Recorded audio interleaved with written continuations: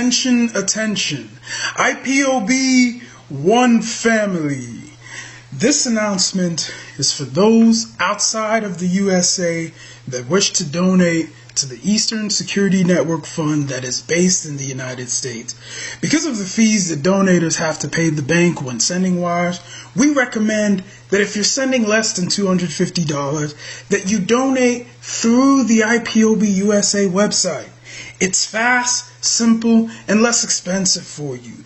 Go to our website, www.ipobinusa.org/donate. That is www.ipobinusa.org/donate and make your contribution. When it comes to keeping our people safe, every bit counts. After all, the security of our communities is our responsibility. Let's make this happen together.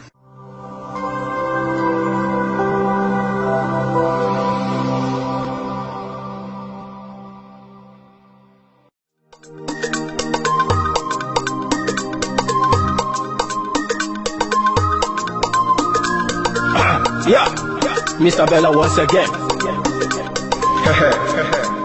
Wisdom, feel it, come on. Yeah. Say Biafra will not last forever. They say happy up in no go stand. What did they know? What do they know? What do they see? If you give me a gun, I will shoot them aside. If you give me a gun, I will shoot them aside. If you give me a gun, I will shoot them aside. If you give me a gun, I will shoot them aside. If you give me a gun, I will shoot them aside. No. Biafra will live forever. Biafra will live forever. Biafra will live forever. Biafra will live forever. Biafra will live forever. Biafra will live forever. Biafra will live forever. Biafra will live forever. Ogerugo manige tetanura. The lovers of Biafra. This is the time we need to come together and fight for what is belong to us. Ogerugo maniga bandizu. What make us a giant of Africa? Ada approaching now hurt you go. Mbogeru ni sina nyama kweno. Hello Lisa Binigwe out of his wisdom, giving us somebody like Nnamdi Kanu for this our rescue mission. Biafra will not last forever. They say happy up in no go stand. What do they know? What do they see? If you give me a gun, I go shoot them aside. If you give me a gun, I go shoot them aside. If you give me a gun, I go shoot them aside. If you give me a gun, I go shoot them aside.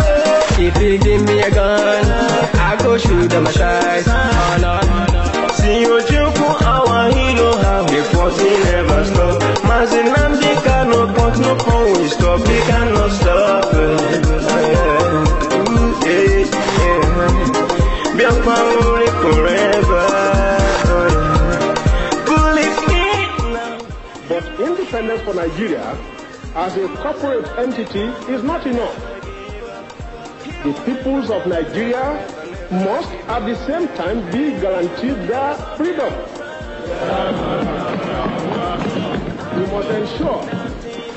We must ensure that in an independent Nigeria, individual citizens throughout the land enjoy liberty, human dignity, and equality under the law. There must be one Nigeria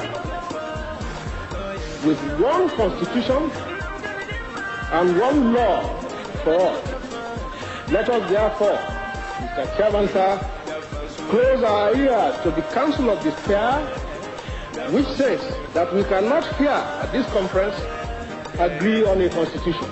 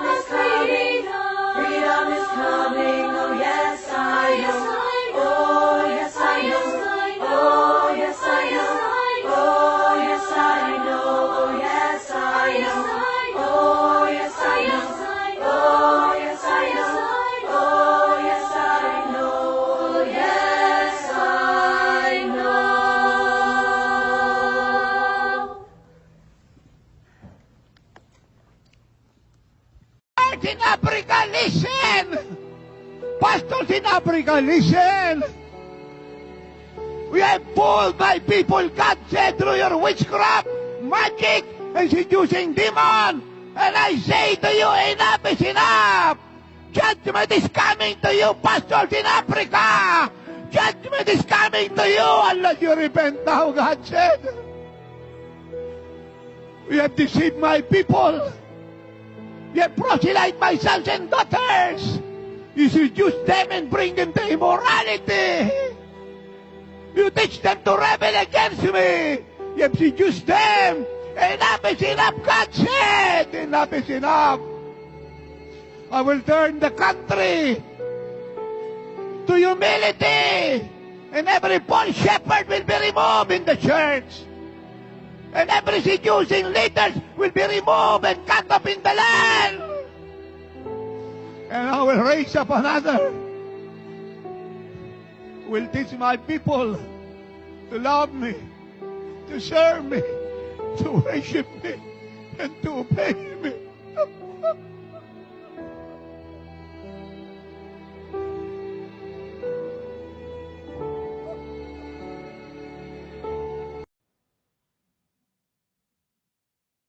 Good morning, good evening, good afternoon, depending on where you are watching from. First of all, I would like to test the microphone, the sound. How is the sound? Are you hearing my voice? Is it cracking? I want to know if my voice is okay. If it is okay. Welcome to the program. Thank you for joining me today. This is live and direct. Live and direct, 24th day of August 2021. And we are now very, very strong. We are now very, very strong. We are back with a very dangerous power. The power that we are going to use to destroy the evil foundation of Nigeria. They say the video is cracking, so I am going to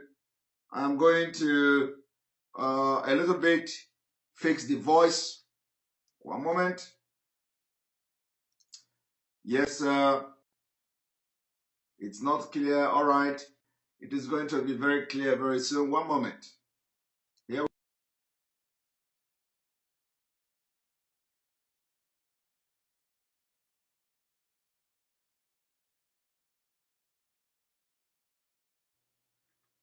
All right. Tell me, how is the voice, the sound at this point? It's clear. All right. Thank you very much. Welcome to this broadcast. This is a special Tuesday special and explosive live broadcast where we are going to be opening the eyes of Nigerians, the eyes of Biafrans, the eyes of anybody that reside in Nigeria, the eyes of those, the southern Nigeria. We are going to open your eyes this evening. What we are going to do this evening, before we start this broadcast, we are going to make it very clear. Any land, anybody, any governor, any traditional ruler giving land to Fulanis in Biafra land will be banished. We are going to banish you. You will be banished from Biafra land. Let it sink into anybody's head now that anybody, governor, traditional ruler, be you who, if you give land to any Fulani in Biafra land, you will be banished. Now, and if you want to ask why we are going to banish anybody who want to give land to Fulani, including the governors, then you must be very calm and watch this broadcast this evening. In case if you have friends who have been discussing with you and supporting any governor or any politician who may be discussing, planning, intending to have what we call giving land to Fulanis, whether open grazing or not open grazing. I want you to invite that person to this program so that he will understand, he or she will understand why we are going to banish anybody that does it.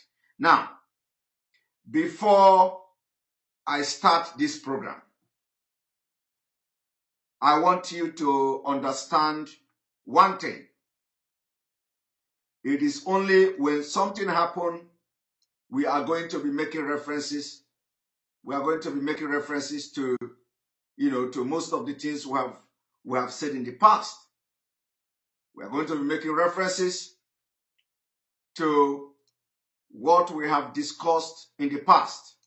First of all, for those who have followed our exposition on IBB, Northernization of Nigeria, product of political process, how Nigeria has come to the state where it is today, I want you to pay attention to what I'm about to show you now. I want you to pay attention to the video. I want you to come here with an open mind. I want you to listen and watch this video, and on this particular rock, we shall build our temple this night. I will try to make this exposition as very short as possible so that to entertain interactive section that we didn't do yesterday, and I'm going to entertain interactive section, comments, and all that. Before we start, I want you to see Nigeria. The Nigeria of today. I want you to think about the video you are going to watch, the video I'm going to show you now. I want you to think about it.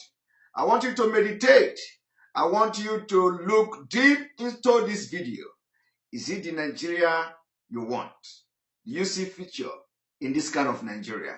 And let me tell you, the video you are going to watch now, there is no hope that the people you saw on that, or you are going to see in that video, the reason those people are talking, why you are going to see them in that place where they are, the reason why you see them doing what they are doing is never going to change.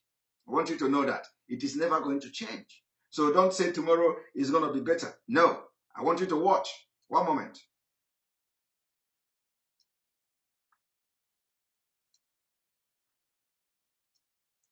As you are coming, like this video, share it.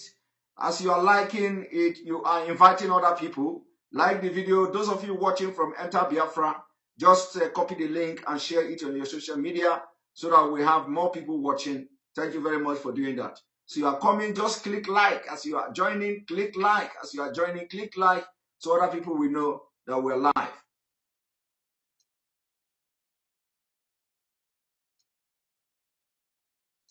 Here we go. This is the Nigeria you want.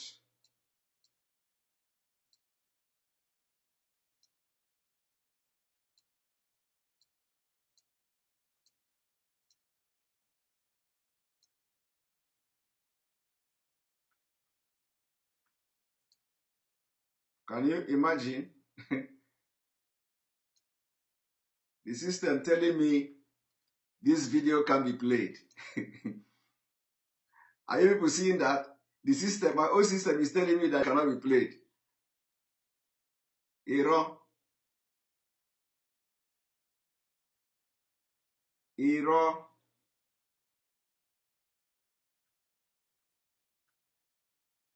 The video must be played though. My own system telling me that my video cannot be played. Here we go.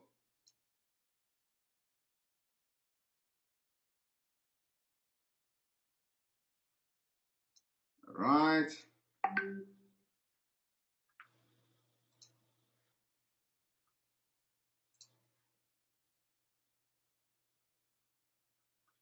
Pay attention to the video you are about to watch.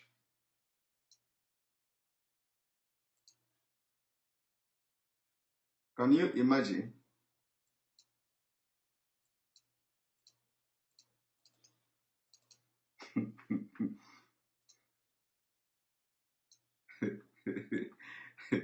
Interesting. That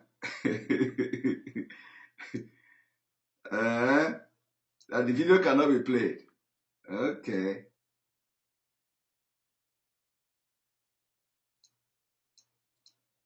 This is serious.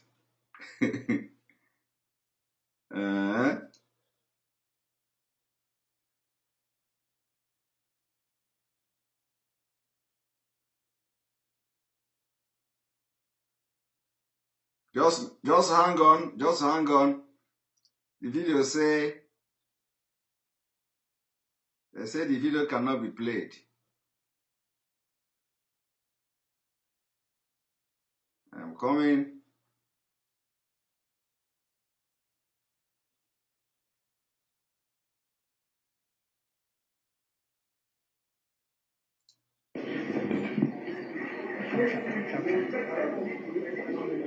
These are familiar scenes at job recruitment exercises in Nigeria. There is a special difference in this particular instance, though, as these are qualified medical doctors applying for jobs overseas, in Saudi Arabia to be precise.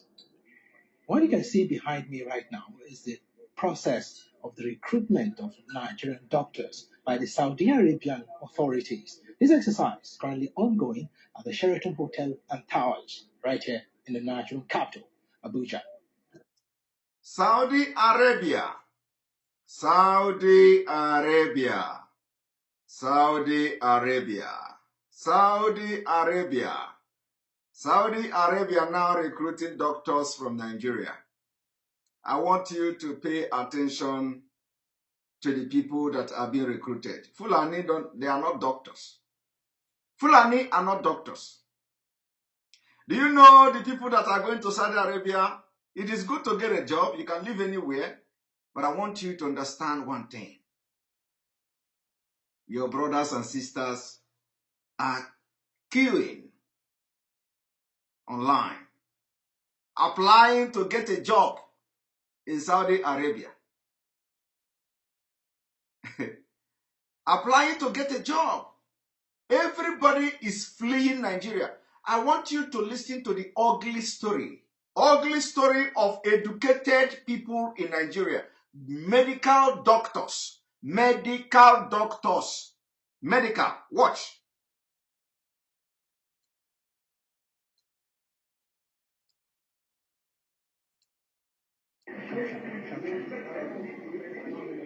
These are familiar scenes at job recruitment exercises in Nigeria. There is a special difference in this particular instance, though, as these are qualified medical doctors applying for jobs overseas, in Saudi Arabia to be precise. What you can see behind me right now is the process of the recruitment of Nigerian doctors by the Saudi Arabian authorities. This exercise is currently ongoing at the Sheraton Hotel and Towers, right here in the Nigerian capital, Abuja. Nigerian resident doctors have been on strike for almost a month in their demand for better working conditions, and negotiations with the government have failed repeatedly. And the prospect of working for the Saudi government is now seen as a big escape. The federal government showing the cold shoulder attitude doesn't show any kind of responsibility or being careful about the situation. I can't imagine, I can't believe my honorable minister of health came out and he threatened us. So I think it does not make sense or it doesn't make much. I mean, it wasn't the situation. To be candid, we're very, very disappointed. I personally am disappointed. When I go to where I work in a very critical care services of the hospital. But basic things that we need, we don't have. Some things I used to put in my money to buy what I need, just for the sake of the patients. And to worsen the situation and to make the matter worse, and day by day, there is no any progress. To escape from the hills in the society. A lot of discouraging things. You see banditry, see kidnapping, incessant strike, and all those stuff. And if you can get a place where you can work, a place that is calm, a place where you can use your skill and you can be well remunerated. Is it not better? For Vivian Okolo here, it is more of a situation of heartbreak as she expresses frustration over the ever-worsening situation in the healthcare system, with this particular case in point. I left medical school April 2011. My teacher is here. My own teacher, the first person I cited here, was my teacher, a seasoned pediatric consultant. You know what it means? She finished school in 2011. In 2011, she graduated. She graduated, and her own teacher that taught her, or her own lecturer or whatever, taught her in school, was there, struggling to get a job in Saudi Arabia. Struggling to get a job in Saudi Arabia. Her own teacher. This is not movie. This is live and direct. It is not movie. The teacher that taught this lady you saw now on this video, the teacher that taught her is now struggling with her to go to Saudi Arabia to get a job. But you know what? When the teacher was teaching her in the school, the teacher was giving her hope. You need to pass this exam. Nigeria is this. We are in Nigeria. When you graduate as a medical doctor, you are going to be earning good salary. You are going to be doing this. You will be that. You will be this. All the suffering, everything in the country. And the woman or the lady or the girl then, as a student, will be having sleepless night, candle night, studying, thinking that there is a hope in Nigeria. And the teacher deceived them into believing that there is hope. Instead of the teacher to be impacting other different knowledge into the student, not only passing the subject, not only going to school to learn medical doctor, but the teachers in Nigeria should also be passing the message we are preaching indirectly, codedly, so that as they are preparing you to come and face the Fulani and their terrorism in Nigeria, as you are graduating from university, you want to go to national service, you are already groomed. You are already groomed that any place you find yourself, you will be preaching freedom. But they will not do that. And I am challenging every teacher in Nigeria today, especially those in the southern Nigeria. If you refuse to begin to change the pattern of your teaching in school, one day, you are going to, when you are going to see your student and you are dragging job with your student, standing on the line, they're going to start assaulting you physically. It will come. So begin now as a teacher, that you are watching me today as a teacher. When you are teaching your student, try to let them understand there is no future in Nigeria. Try to let your student understand, because it is true, it is fact. Nobody is going to arrest you when you are telling your student there is no future, because that is a fact. You don't need to start preaching them, we have to disintegrate Nigeria. You don't need to start to preach that in the school. But if the condition or the situation require that, you do it. But you have to begin to impact that knowledge, so that as they are growing up and studying in Nigeria, they already know that Nigeria will not work. And as they are graduating and coming out of the school, they are like lion and a wild animal, ready to do anything for a better place, a better society.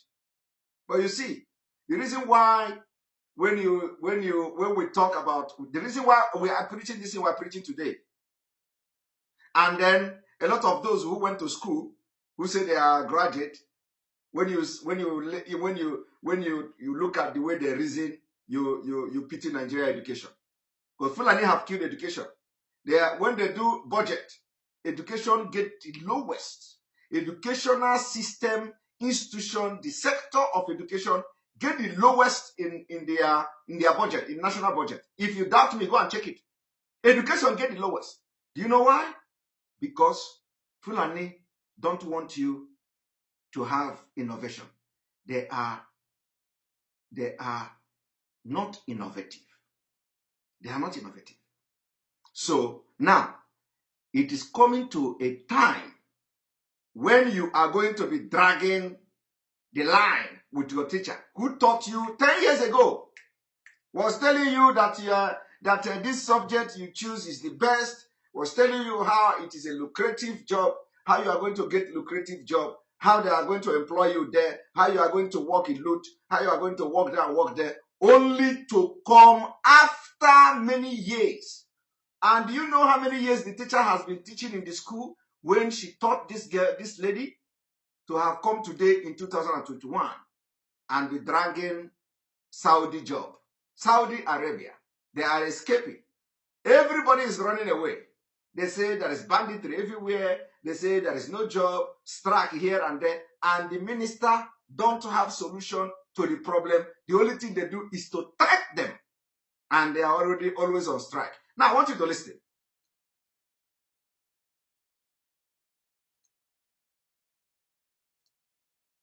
It is more of a situation of heartbreak as she expresses frustration over the ever-worsening situation in the healthcare system, with this particular case in point. I left medical school April 2011. My teacher is here. My own teacher, the first person I cited here, was my teacher, a seasoned pediatric consultant. You know what it means? My teacher that taught me how many years ago, I'm giving up on the country, on our leaders, and I come here to meet my teacher. I mean, this is the worst. I never knew it has gone this bad. Oh, she never knew. She never knew it has gone this bad. Okay? She never knew it has gone. Of course, and you are watching me today. You never knew it has gone this bad until it comes, something happened to you. Before you will know it has gone this bad. Okay? Nigeria is a career killer. And the more you continue to support Nigeria in any way, the more you are killing your future. The more your future is in Saudi Arabia. The more your future is in Dubai. The more your future is in Europe. The more your future is in America. The more your future is in the United Kingdom. The more your future is in Germany. The more your future is in Kuwait. The more your future is in Iraq. The more your future is in Afghanistan. The more your future is in Pakistan. The more your future is even in Kenya. The more your future is in Somalia.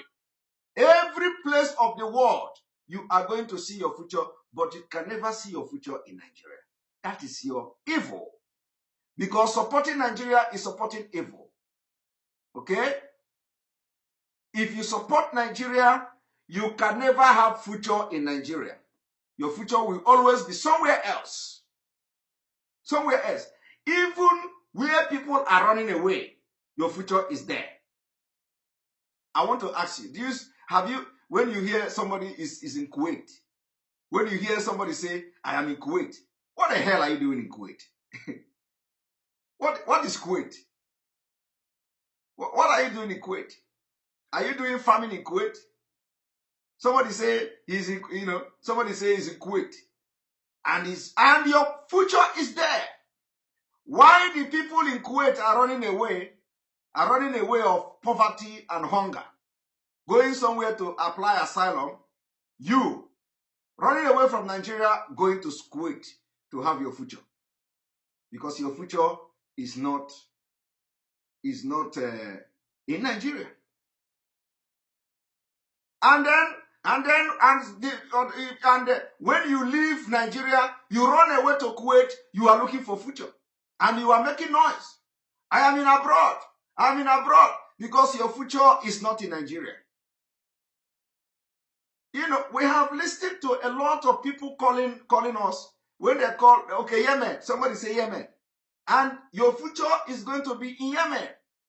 Meanwhile, people in Yemen are dying of hunger. People in Yemen are dying of hunger.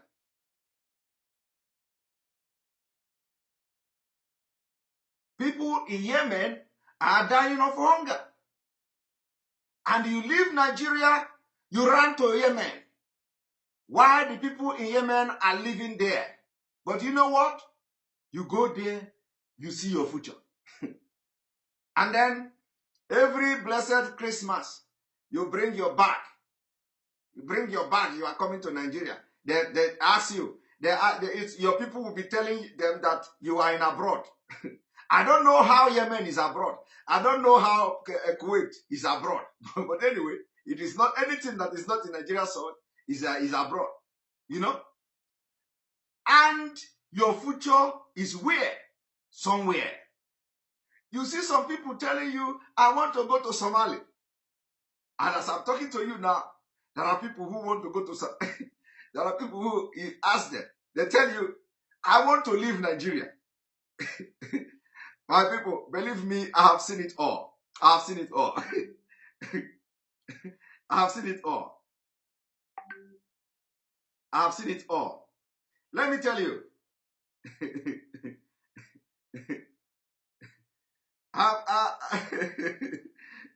I'm going to, let me tell you.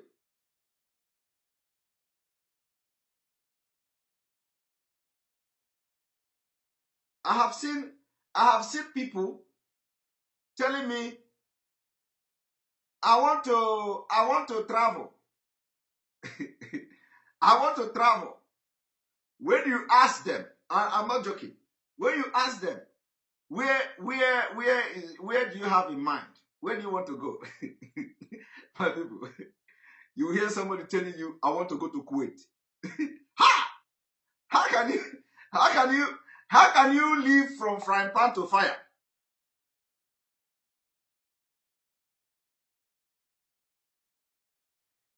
How can you leave Nigeria and you say you want to go to Kuwait? What are you going to do in Kuwait? Huh? And then you ask somebody come to you again, say, I want to travel. And then you ask him, where do you want to go? Somebody will say, man, I've been hearing Somalia. Yeah. That is Onya Borono. How can you wake up one day and somebody say Kuwait fine as Simon, and then you say you wake up one day, you say, my sister, what are you waiting fine for Kuwait? Waiting fine for Kuwait. And then somebody say, I want to travel, giddy. And then you will hear, I have gotten my visa is out. You ask the person, where are you traveling to? He say, I am going to South. You know, South people is good. They are good. Wonderful people in South. They are doing very fine.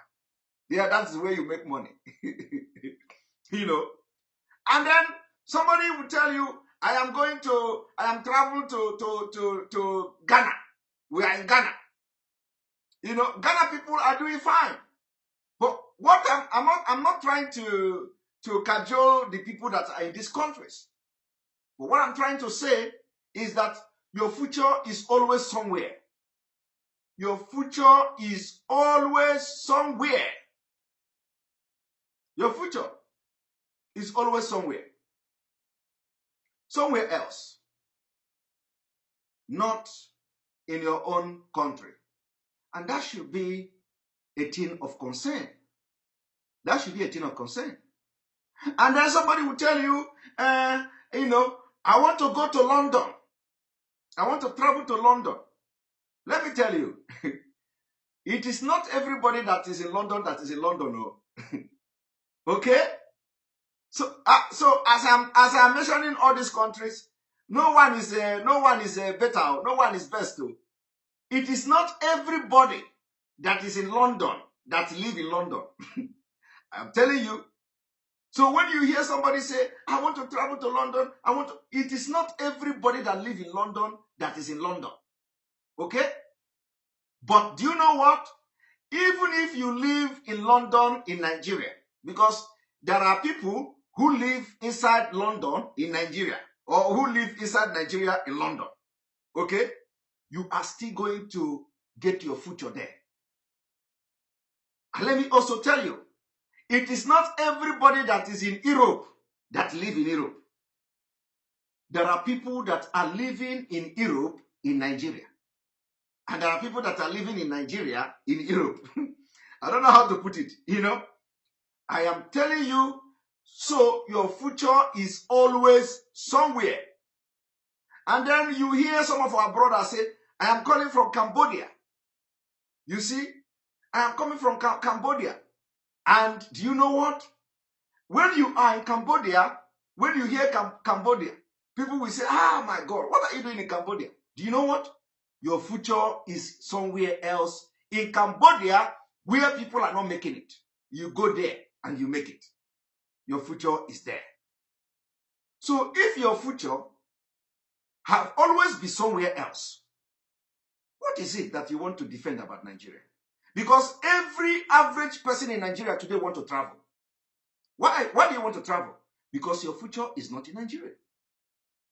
Including those who tell you that Nigeria must be one. They have their children. The politician, every politician in Nigeria have their children studying abroad. Why? There is no future in Nigeria. And the question is, if there is no future in Nigeria, and even you that is supporting one Nigeria want to leave Nigeria, you want to sell everything to leave Nigeria, what is your problem? Is something wrong with you? Is something wrong with you? What exactly that is wrong with you? Now, let me shock you. Let me shock you. Even if you travel abroad, where you think you have your future, do you know what is going to be the most disappointing thing? You can never, ever attain your potential. Never. You can never attain your potential, irrespective of what you are in any country. You can never, ever attain your potential. When you see me today, I can never attain my potential. Never can I, because I believe that I have a lot of potential. I can never attain my potential here. The only place I believe I can attain my potential will be in Biafra. So that is the thing that surprised, that will disappoint you. So because when you run abroad, and then with all this thing you make, you begin to make shoulder like this. You go back home, you make shoulder like this. We have arrived. We have arrived. My brother, you have not arrived. Because the level you are is not your potential, is not your full potential.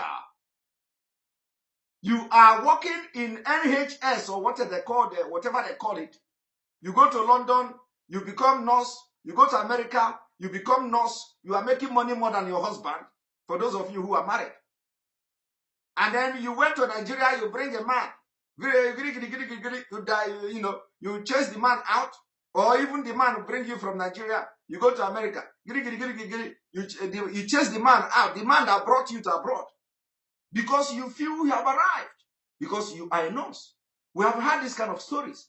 But let me tell you, no matter what you think you are in America, anywhere, you are not, as a Nigerian, you have not attained your potential. There is something very, very important still missing in your life. And you can never attain it. So long as you are in America, you can never attain your potential. Because there are a lot of things God gave you. A lot of talent God gave you. Do you know what? The law of those countries, the nature of those countries, you can never allow you to attain your full potential.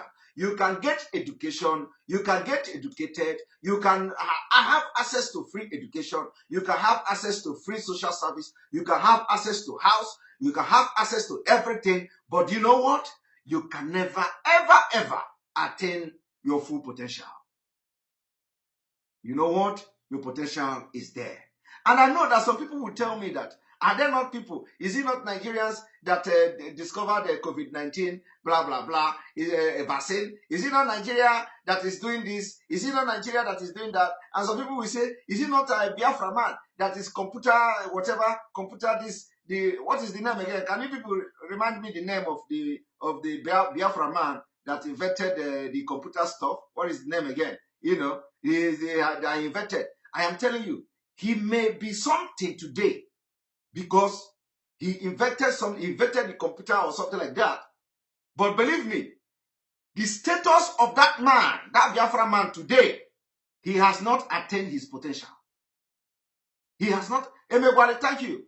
Philip Emegwale also. Yes. Philip Emegwale. He has not attained his potential. I am telling you. Some of you are celebrating him and this, that. The only thing he can get is your celebration.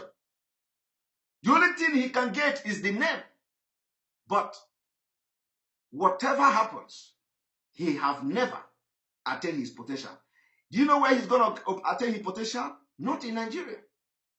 He can never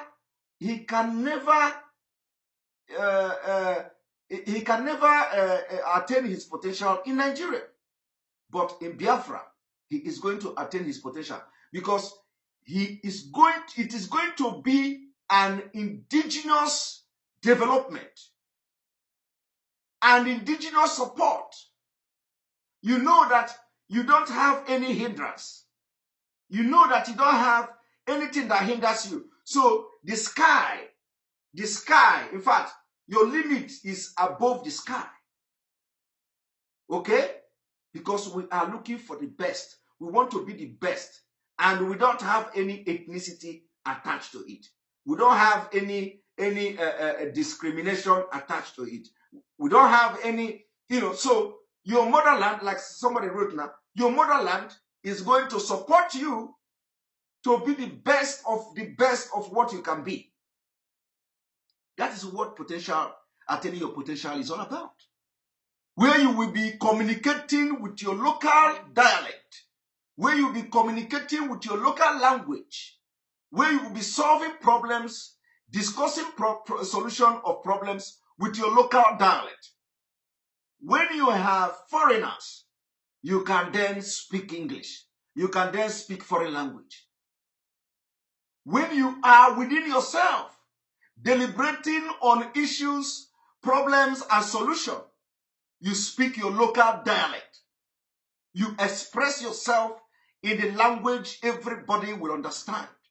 You express yourself in a language that the people who wanted to oppose your solution or your idea that will solve a problem will not oppose you. But look at Nigeria today. Look at Nigeria. Language alone have destroyed everything. Apart from the ulterior motive of the Fulanis, language will destroy everything. When Fulani come to talk, you can never understand him.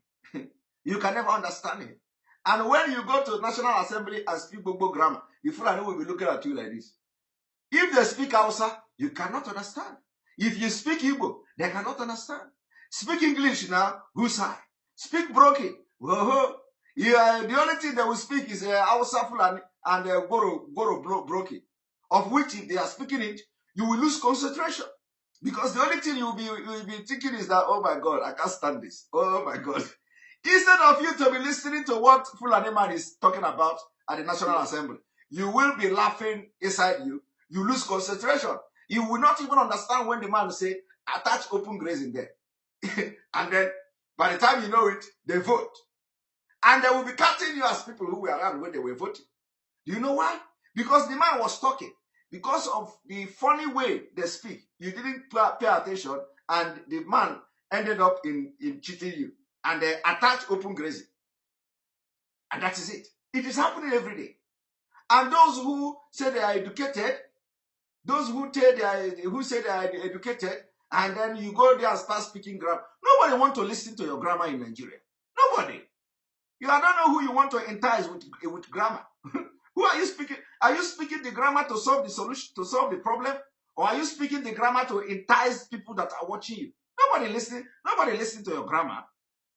All these people go there and start talking as if they are addressing Queen Elizabeth. You look at the senator, they are speaking, even people who never traveled to, who never spent 1 month in America. They will be speaking as if they have lived all their life in America. Who are you trying to entice? Who are you trying to impress? You are speaking to Nigerians who don't understand your English. You are speaking to Hausa Fulani at the National Assembly. You may be making sense with your English, but they don't understand. You cannot convince. In fact, once you stand up to talk, they lose concentration. You see? So it is both sides.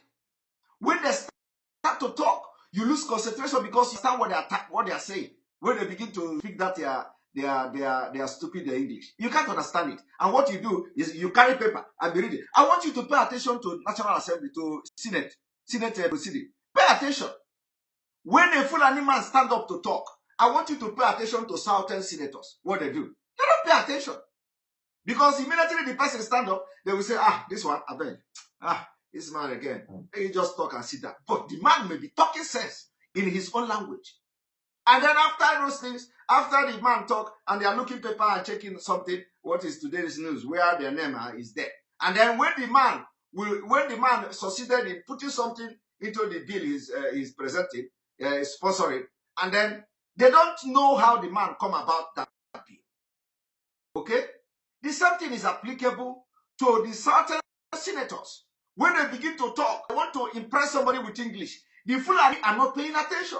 Automatically, this is happening automatically. It is not hatred. It is not hatred. It is happening automatically. So immediately they rise up to talk. You cannot hear them again. They just sit down. They are finished, you sit down. Wait, concern me. And anytime you bring idea, they down. Let me refresh. People are saying that the audio is bad. Let me refresh the program.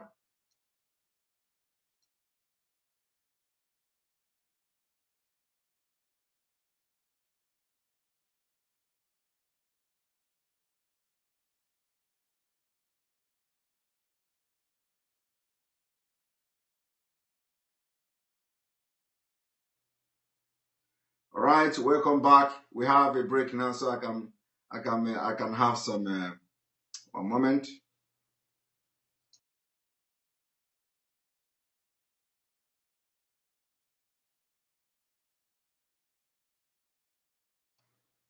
All right, welcome back. Welcome back. So, as I was saying, the Fulani they don't listen to you. Once you come out, they already up your mind. They're not gonna listen to you. Now, I am now entering open grazing. The open grazing. Some of you remember when I exposed make one exposition. Fulani are about to take every land, every grass that is green in Nigeria. So before I go into this particular analysis, I want to bring this to the screen. As you have been bringing this all this while to the screen, when you look green, you find out that the northern Nigeria is covered in green, while the southern Nigeria is the white part. Now, anybody with right thinking, what do you think that somebody from the green that leave all this space in the green will want to come to the south, where you have this small portion of land, and they tell you, you must give us open grazing. You must give us land here. If you don't want open grazing, you must give us land. I want to ask you, what is the rationale in this kind of thinking? Does it make sense? Does it make sense? No, it doesn't. Sense. But you know what? It doesn't even have to make sense. They don't care whether it makes sense or not. You know what they care? Do you know what they care? You don't know. Okay, let me show you what. You don't know what I care for. Let me show you what I care for. One moment.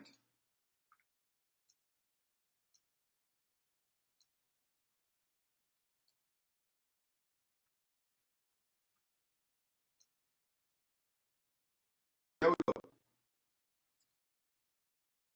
This is what I care for.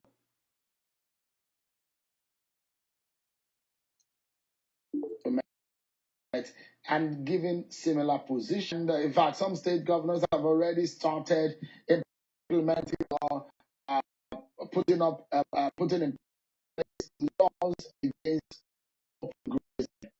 Think about this, everyone. I'm being joined tonight of the Northern Elders Forum, Dr. Hakim Baba Ahmed. Thank you so much, Doc, for joining us tonight.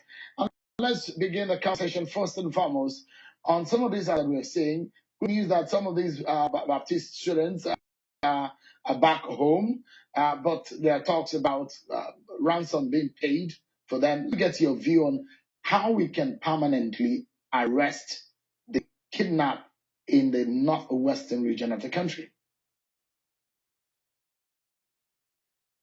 Well, thank you for the invitation. I'm very, very happy. I just came across this information about the release of the students from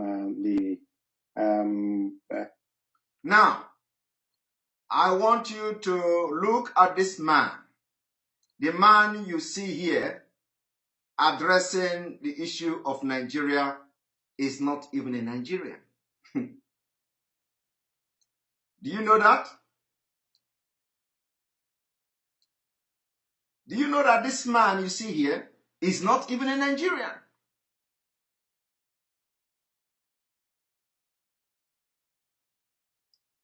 Is the voice cracking? Is the voice cracking?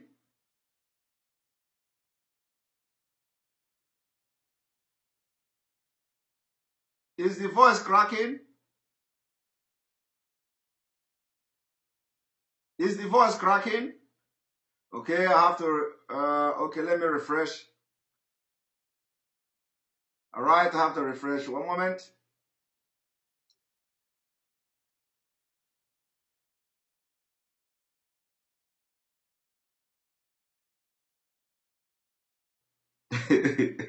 I wanted to know, do we have, is the voice cracking, or do we have Ndobiojo here? Is it Ndobiojo that is coming here to Are they the one who are telling us that the thing is cracking, or are they genuine? because some people, is it okay now?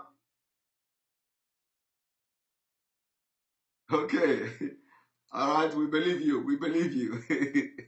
We believe you because you know, Ndobiojo can do anything. They can come here and every 1 minute they tell you the video is cracking.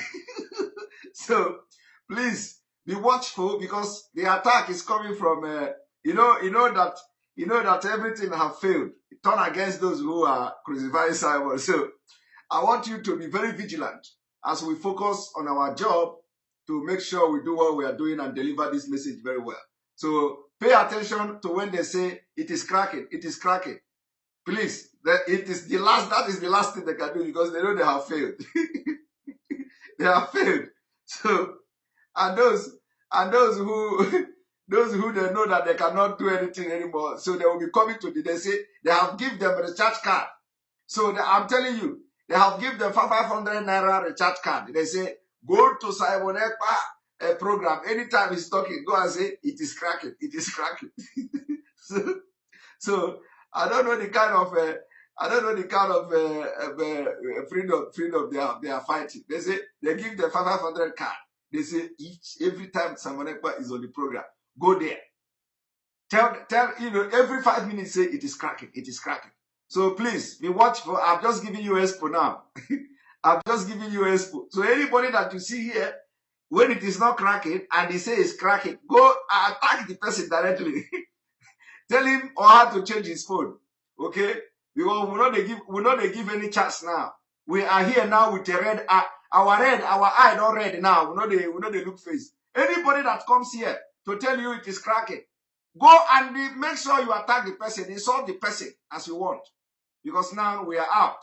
We are going to give them in a very 100-fold as they want. So please. Right, let us start. Now, the man you saw,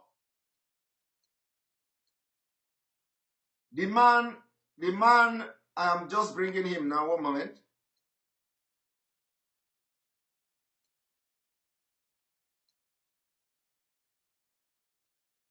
Now, this man here,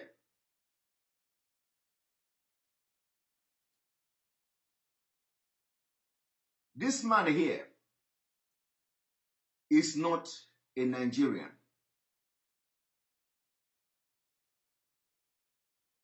He's not a Nigerian. Now, what should be bothering you now is, why would somebody who is not a Nigerian so concerned about the Nigeria affair? Okay? These are the people who came to Nigeria and become the product of political process, Fulanization of Nigeria. This is one of the people that the father came to Nigeria and they gave them everything they need and they built what they call dynasty in Nigeria. In Kaduna, they became influential as a result of the product of political process.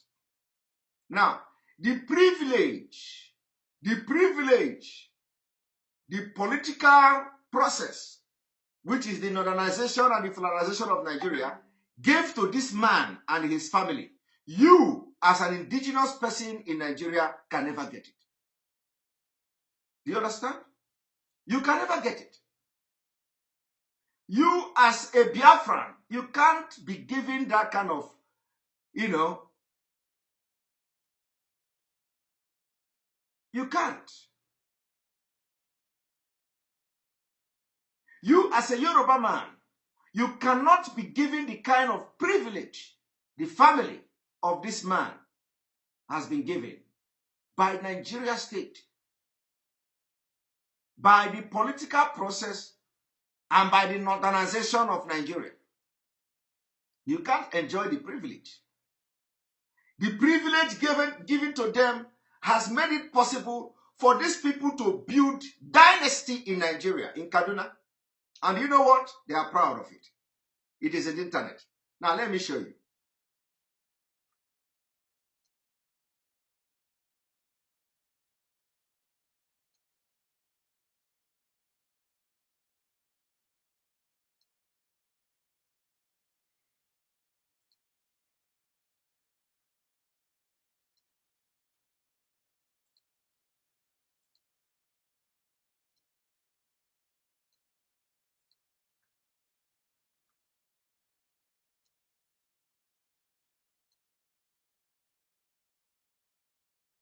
Now you see that? You are looking at Baba Ahmed, how a Mauritanian built Nigeria dynasty. I want you to look at it. How a Mauritanian built a Nigerian dynasty. And who is this Mauritanian? Who is this Mauritanian? The man who is coming now to tell you about grazing. About grazing. Do you know why he is talking about grazing? Look at his family here. Do you know why he is now talking about grazing? I want you to understand the surviving sons of Baba Ahmed family are presently 22. The family has lost its patriarch and 11 sons and daughter over the years. Members of the family have established themselves in the Nigeria public and private spheres. With the size of the family, making their presence felt in various sectors of the nation. Are you hearing that? Nigerian news media, they are proud reporting it. In Zaria, Kaduna State, the family is known for Islamic scholarship, courtesy of the founder acknowledged firm, Grip of Islamic Jurisprudence, which earned him a place in the Zazu Emirate Council as a counselor for 2 emirs and Sharia and Islamic jurisprudence. So you see, the people fighting fighting against the ban on open grazing are the people who are not Nigerians. And they are the product of the northernization, the product of the political process that Babangida was talking about. Okay? You see the speech of Babangida? What Babangida said, how he is a product of the political process called the northernization of Nigeria, and in other words, Islamization of Nigeria. So when you see somebody coming to say, from the map I showed you, they say you must not ban open grazing. Why should you ban open grazing? The person telling you and asking you why you ban open grazing is not a Nigerian. It's not a Nigerian. It's not a Nigerian. But you know what? They attained their potential. They have now attained their potential in Nigeria. They did not attain their potential in Mauritania. No. They did not attain their potential in Mauritania. But they attained their potential in Nigeria. They have been able to build dynasty in Nigeria. Now I'm telling you, have you ever attained your potential in any country of the world? You can never attain your potential because you are not planning to take over that country. But any day you as a Nigerian, if there is anything like that, go to a country and you want to take over that country, then it means that you will attain your potential in that country when you are taking over the country. So that is exactly what is happening in Nigeria. The Fulani have come to take over Nigeria and they are succeeding somehow because the awareness we are creating now were not there before for people to know what is coming.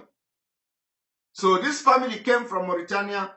They have been able to build dynasty in Nigeria, and today he has attained their potential. The family have attained their potential. They are now in all sectors of Nigeria politics, Nigeria economy, all sectors of the government of Nigeria. You are going to see the family of Baba Ahmed because they are now attaining the potential in Nigeria. And they are never going to fight against the thing that made them. They are never going to fight against the political process that made them what they are in Nigeria. They will never ever fight against it. That's why when I see them, when I see them defending or trying to be activists, I laugh. They can't deceive us. They can't deceive us. They can never deceive us. They want to project themselves as people who are neutral. It's a lie. He can never fight against the system that made him. He can never fight against the system that gave his family the privilege to be what they are in Nigeria. Rather, he is going to support that system. And that is the secret that has been going on for years, for decades in Nigeria. Okay? That is what has been going on for decades. They can never fight against that system that made Babangida. The same system that gave the Babangida what he is today is the same system that gave this man you are going to listen to today, that made him what he is, that made his family what they are, and I want you to listen to him. One moment.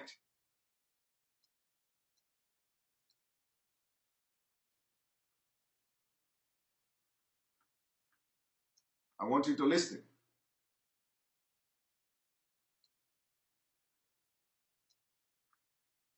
Kajuru local government, which is my state, we have agonized since the day of this kidnap, and it's really great to hear that these students have finally been released.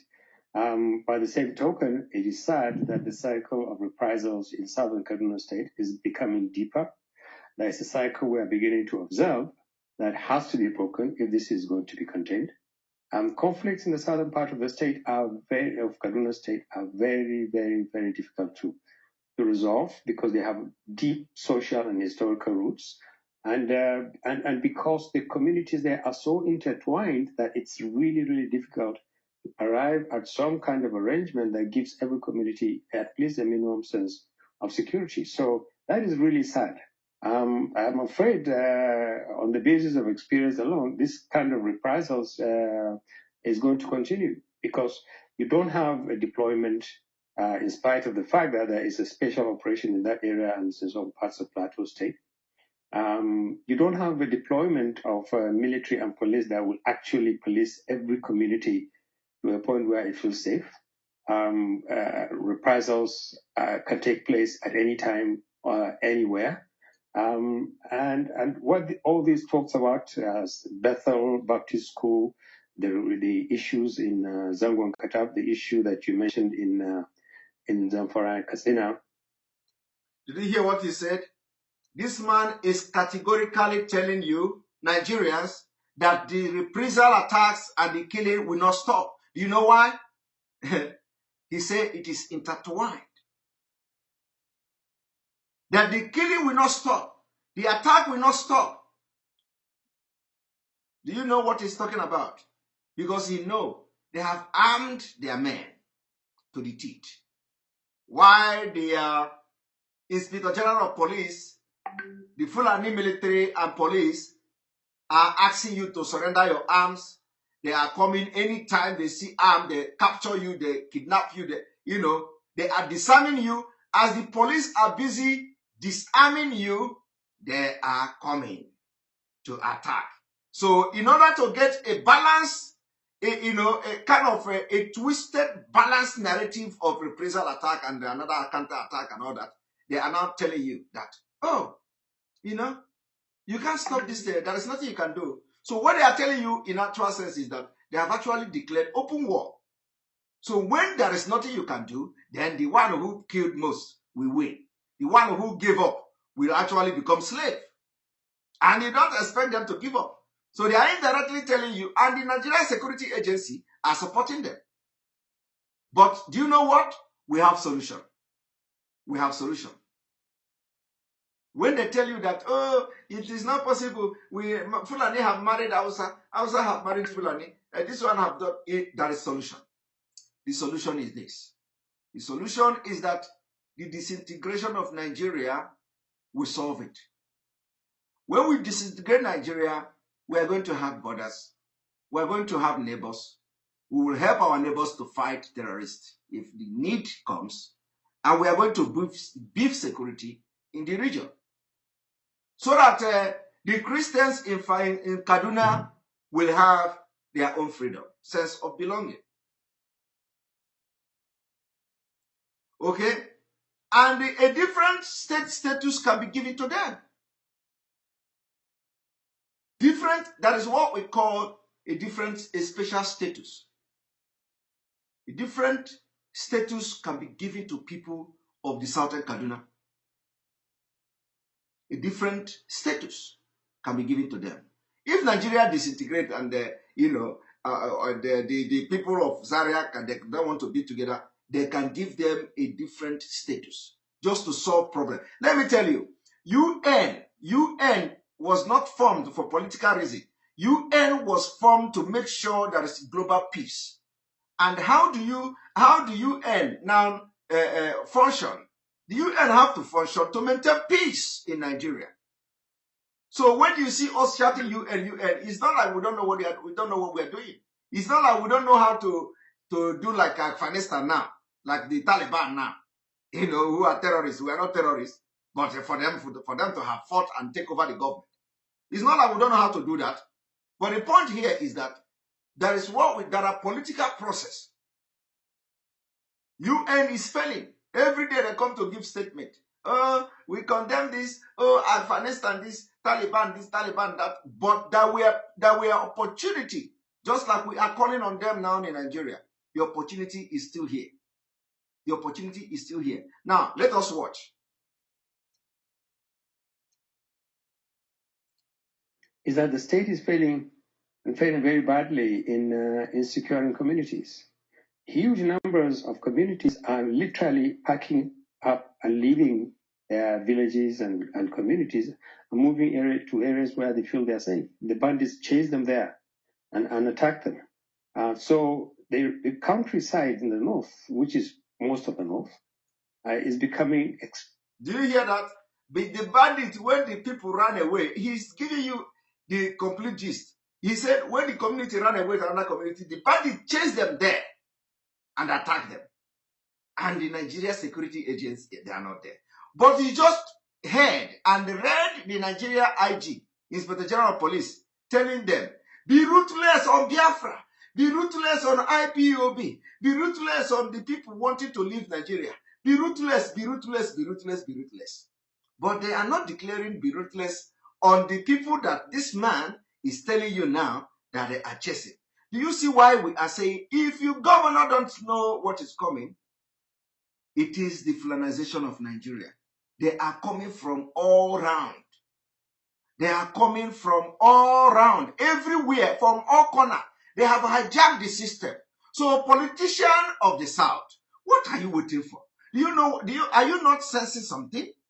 Are you not sensing something? The IG is telling, be ruthless on them. This one is telling you they are chasing people to another community to kill them. And the security is not there to be found. Today, let me just tell you, all of you see hear the news about the attack in NDA. Do you know why they attack NDA? Do you know why they attack NDA? I have said it. It is only a statement. They are giving statement to Nigeria. The statement they are giving to Nigeria,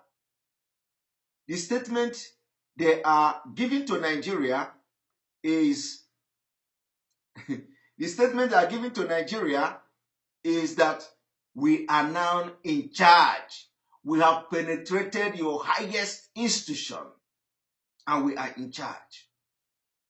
That is the fact. So the killing you see in NDA is just, that is the only message they want to pass. You need to understand why the people were killed. And who were killed? From people from the southern Nigeria. The soldiers that were killed in NDA today were people from southern Nigeria. And somebody said, Godwin Mado Abuchi, congratulations, Simon. We've hit 40K subscribers. You see? Thank you very much. I said it. I told them to leave me. Now they have made, the people are subscribing to our YouTube channel. And by the time our app is out, I want to see from the first day, from 10K up. You see? Because everybody want to know, who is this Simon Ekpa? I want to go and listen to this Simon Ekpa. You know, everywhere Simon Ekpa. And it is going to turn to our own good. Because at the end of the day, you can never listen to my exposition and remain the same. Once you come, bam! The juju of God will arrest you. Because we do, whatever we say here is truth. Whatever we say here is truth. So the people are coming. People are searching everywhere. Where is this Simon? I want to listen to him. Where is the people are searching. And even those who never believe in what we are doing, even those who never believe what we are doing, they are coming, and once they watch, they are glued. Whether you like it or even those who are fighting us, they cannot help it. Once they come, they are glued. And the thing will be paining them, and they will be listening to it. They will be listening to it with agony. They will be listening to it even when they come here. Even when they come here to attack the program, just don't worry. They don't have choice. The thing will be paining them. This boy, this should be me. Oh my God, this is idiot boy. He's too pompous. He's too big, he's too pompous, he's too proud, you know.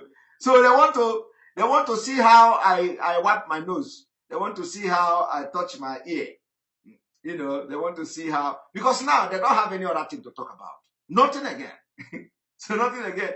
The next thing now is that we must bring him down. I don't know how they're going to do that. So thank you for advertising me. It was a very, in fact, it was the biggest advertisement ever. And it is all for Biafra good. Because the advertisement was too much. Advertisement was too much. Everybody want to, and when God want to, you see, what God cannot do does not exist. What God cannot do does not exist. Today, go to their platform. Biafrans are abusing them. Biafra are attacking them.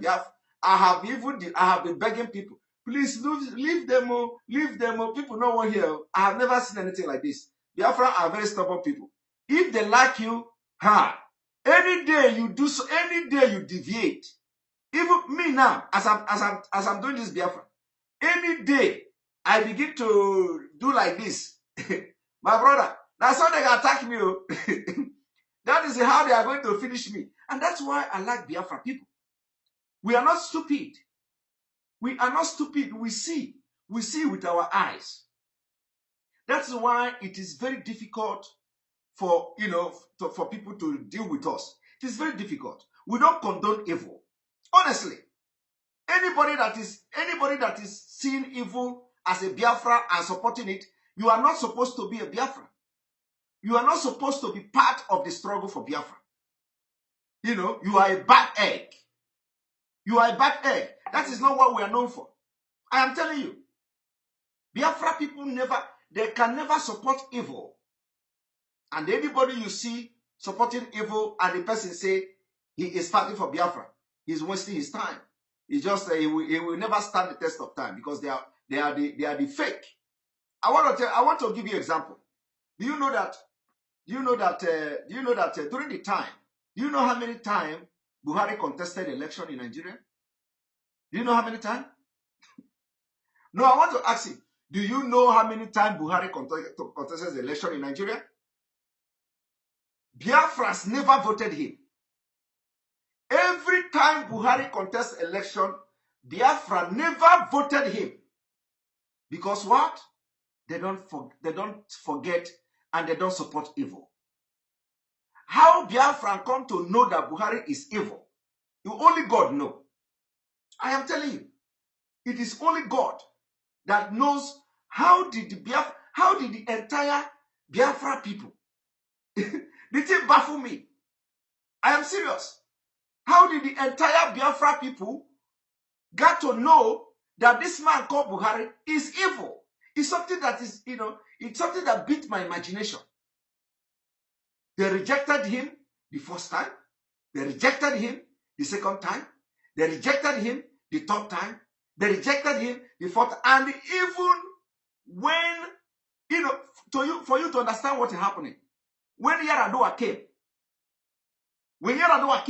Yaradua is a Muslim. Is a Fulani. Yaradua is a Fulani. So to tell you that it is not about Fulani, then to tell you that it is not about Muslim, to tell you that it is not about religion, but about that Biafra people, they don't support evil. What is surprise to me is how did they know? How did they know? I don't know. Even me, I don't know. The thing is more than spiritual. The entire Biafra turned against this man, Buhari. The entire Biafra turned, and when another Fulani called Yaradua came in, they voted for Yaradua. And Yaradua is a Fulani. But Buhari come again, they turn against him. Atiku come. The entire Biafra supported Atiku. And who is Atiku? Fulani. And today, everybody, even those who are too proud to say they were wrong. Some people don't have choice. They have come to confess openly. Some people have come to, that is the Biafra for you. And as I'm talking to you today, there are people who are still working with that Buhari who are Biafrans. Are you not seeing them? Nke ha bụ ọndụ. Nke ha bụ ọndụ. I am asking. Chris ngige nke ọ dị ọndụ. Ka nke a na-agba ụja. Nke a na-agba ụja ka nkịta. Nke a na-agba ụja ka nkịta na Lagos. Nke a ọ dị ọndụ. No. You see, let me tell you, I want you to look at the people that are attacking innocent people today in Biafra struggle. They are like that one in Lagos. This is like those people working in APC. These are like the Biafra people working in this government. I'm telling you, I want you to compare them because this is who they are. Biafras don't support evil. Never. Look at what happened. Yeah? If you want to know those who are in Biafra struggle and they are supporting evil, these are the people that are like Chris Ngige. These are the people like the one in Lagos. So if you are attacking that one in Lagos, they are in the same category in Biafra. That is how because oil and water don't mix. Can never mix. I am telling you, this is a very good comparison. This is like how can you be attacking somebody that that didn't do anything to you because the person is doing something that people like, and the Biafras are not fool. I did not campaign for any. In the law of you people showed to me, I am moved. Defending me here and there, everywhere, social media, hey, honestly, it is amazing, and the thing gives me a lot of power. How can, everywhere on social media was on fire. People are ready to break bottle because true Biafrans don't support evil. True Biafrans don't support evil. And even I come across a comment. Where somebody say, Ebonyi State Governor sponsor Ebonyi people, that the comment that people are attacking them are from Ebonyi State. That is really uncalled for. How can somebody who is fighting for freedom be discriminating people and discriminating Ebonyi State? You say that Governor Umahi, that they should pay attention that all the attacks are coming from people from Ebonyi State. And I am expecting every leadership in this Biafra struggle to condemn that statement. It is unacceptable. It is unacceptable. I am expecting the leadership of this movement to condemn that statement. You don't do that. You don't do that. It is wrong. I want the leadership. I want Mazi Chika Edoziem that I respect. So I want Mazi Chika Edoziem to condemn that statement. It is wrong. You can't come and say Ebonyi people are the one sponsored by Umahi. You don't say that.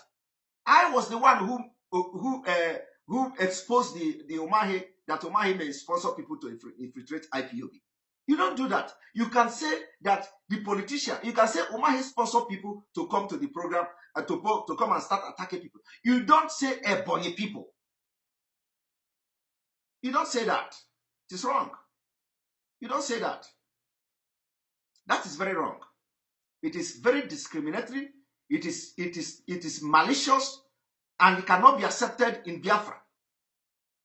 Cannot be accepted in Biafra. There is no ethnic.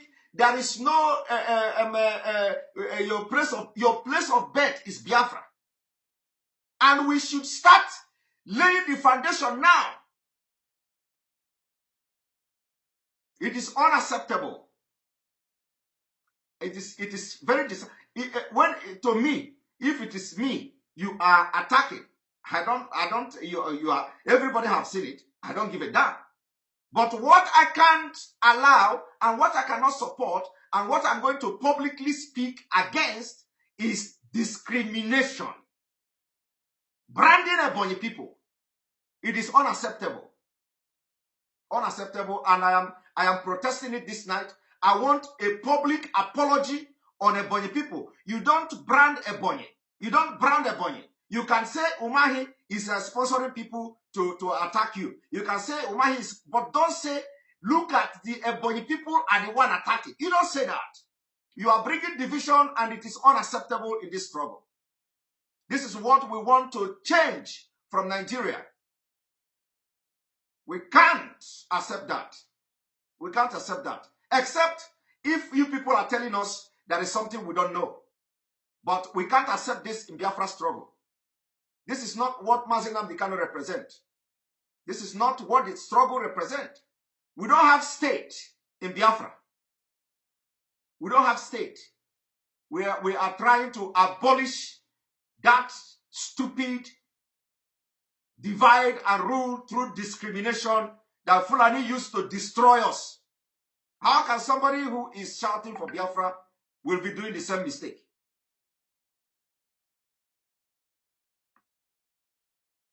We can't accept that. Because I just remember this now. We can't accept it. It's unacceptable. Extremely vulnerable. It's literally sitting there waiting for bandits and kidnappers to attack it. If the administration of President Buhari has any plans to radically improve the manner communities and individuals are protected, it's going to take a long time to manifest.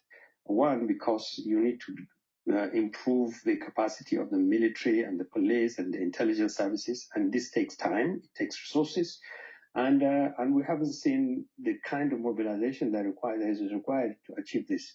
Secondly, the communities are becoming desperate. You hear governors now talking about telling citizens to protect themselves openly. Governors are saying to the communities, protect yourselves. And that means only one thing. No matter what kind of interpretation you give it, the governors are saying, if they attack you with guns, find guns. They would say it in this language, but that's the only way. How do you protect yourself against guns, RPGs, sophisticated armaments, except you buy your own gun, buy your own bullets, and defend yourself? That's how bad it is. And we need to recognize this. Do you people hear that? How bad it is that the governors are telling you to buy your own weapon and protect yourself. The governor are telling you to buy your own weapon to protect yourself. And that is why I am calling on the leadership of the south of the eastern Nigeria, the Biafra. They should look into speeches of the people, coming from the people of the northern Nigeria. They should understand. When they are making this statement, they are not just making it like that. They are making this statement because they already know what is coming. And you say, they have armed all of them. They have armed all of them. They say, it is now you are going to defend yourself. Where are you going to get arms? Where are you going to get AK-47? Where? Where will you get AK-47? Now they have collected all your pump action. They beef security to make sure you don't bring arms. And the thing they will do now is to come and advocate. Get ammo, protect yourself. Get ammo, protect. Where are you going to get the arm? So that by the time they start to kill you, they will come to say, oh, but we told you to get arm now. We told you to get ammunition now. We told you to get AK-47 because these people have machine guns. So we told you. So why didn't you get it? No, somebody say I should wake up and forget about leadership of Eastern Nigeria. Yes, we are not depending on them. When I'm calling on the leadership of the Eastern Nigeria, it's not that we are depending on them. No, we are not depending on them. We are not depending on them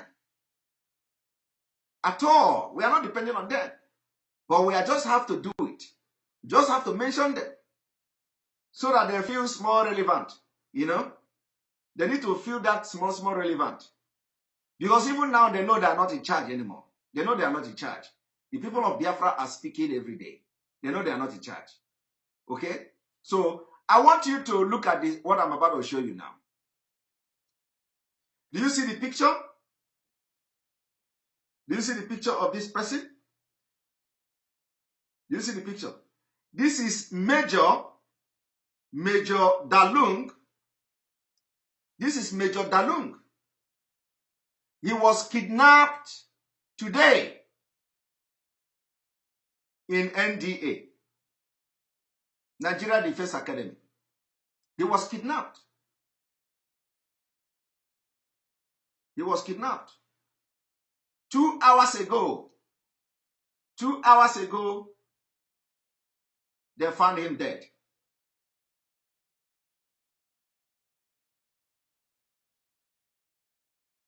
Okay?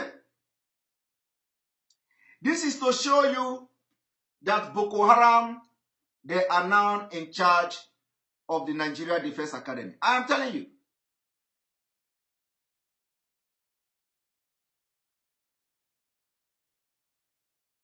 They kidnapped him from Nigeria Defense Academy. Yes, he's from Jos. He's from Jos.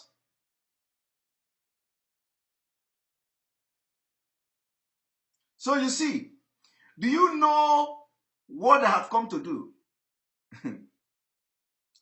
Let me tell you. Remember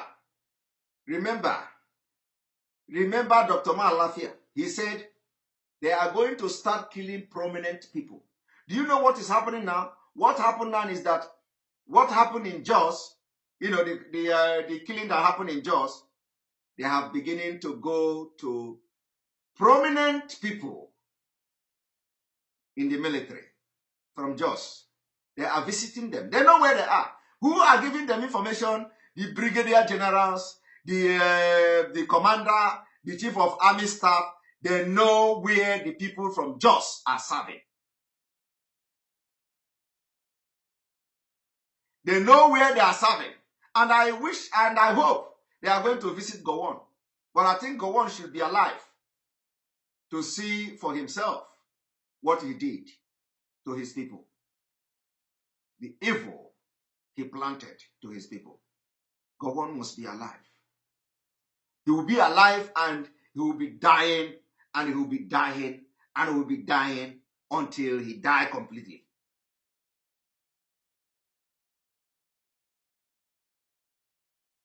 Okay? So, let me tell you, it has started though. They are going to be visiting prominent people from Jos, from Plateau State. So, it left for the people of Jos now to wake up. The war has been declared. And the people they are going to be visiting now are the people they believe are going to be the engine house of people of Jos in the military. By the time they gun all of them down, the war will start. There will be nobody to speak for them. Gowon will not be there. So I am calling people of Jos this night.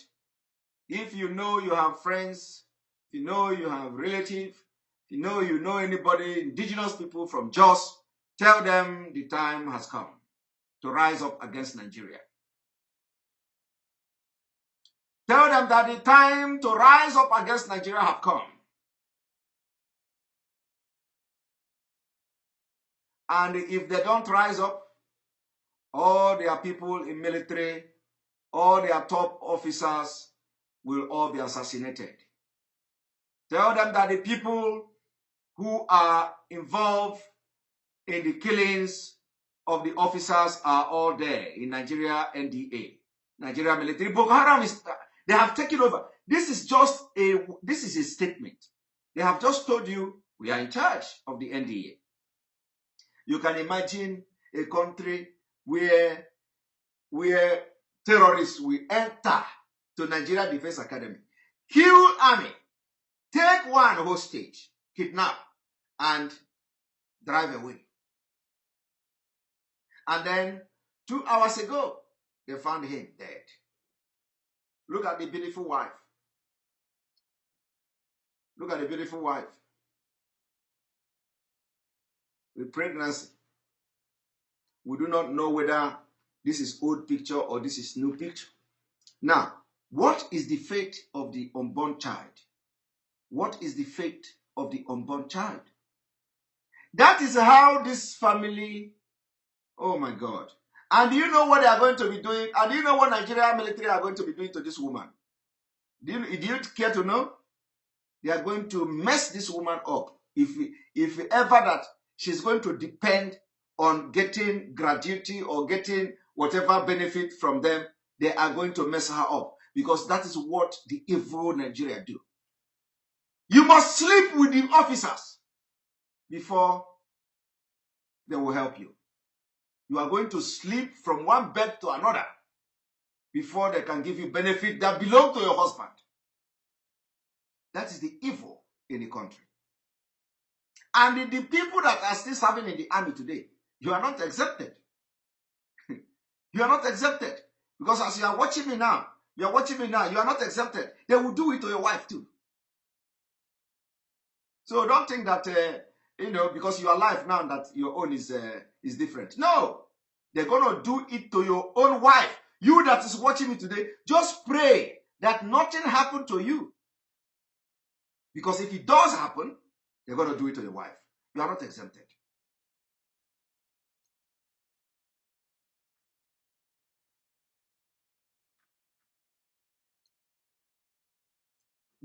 Conflict is going to get worse. The more the state fails to provide security to communities, the more communities become desperate. And when you begin to hear governors now saying, you're on your own, find a way to protect yourselves, you are literally talking about anarchy. And that's the situation where we are.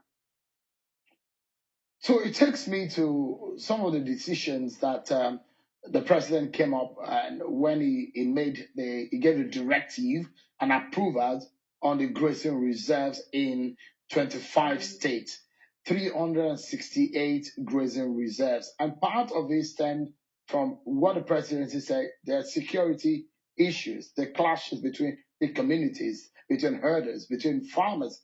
This is age-long. And from your own point of view, there's been talking about Ruga. There's been talking about the southern governors and the governors generally saying that we can no longer allow cattle to move around freely, openly, which has been one of the major issues of the clashes between farmers and herders. But this directive of President Buhari for the committee to commence their work or to continue with their work, what do you make of it?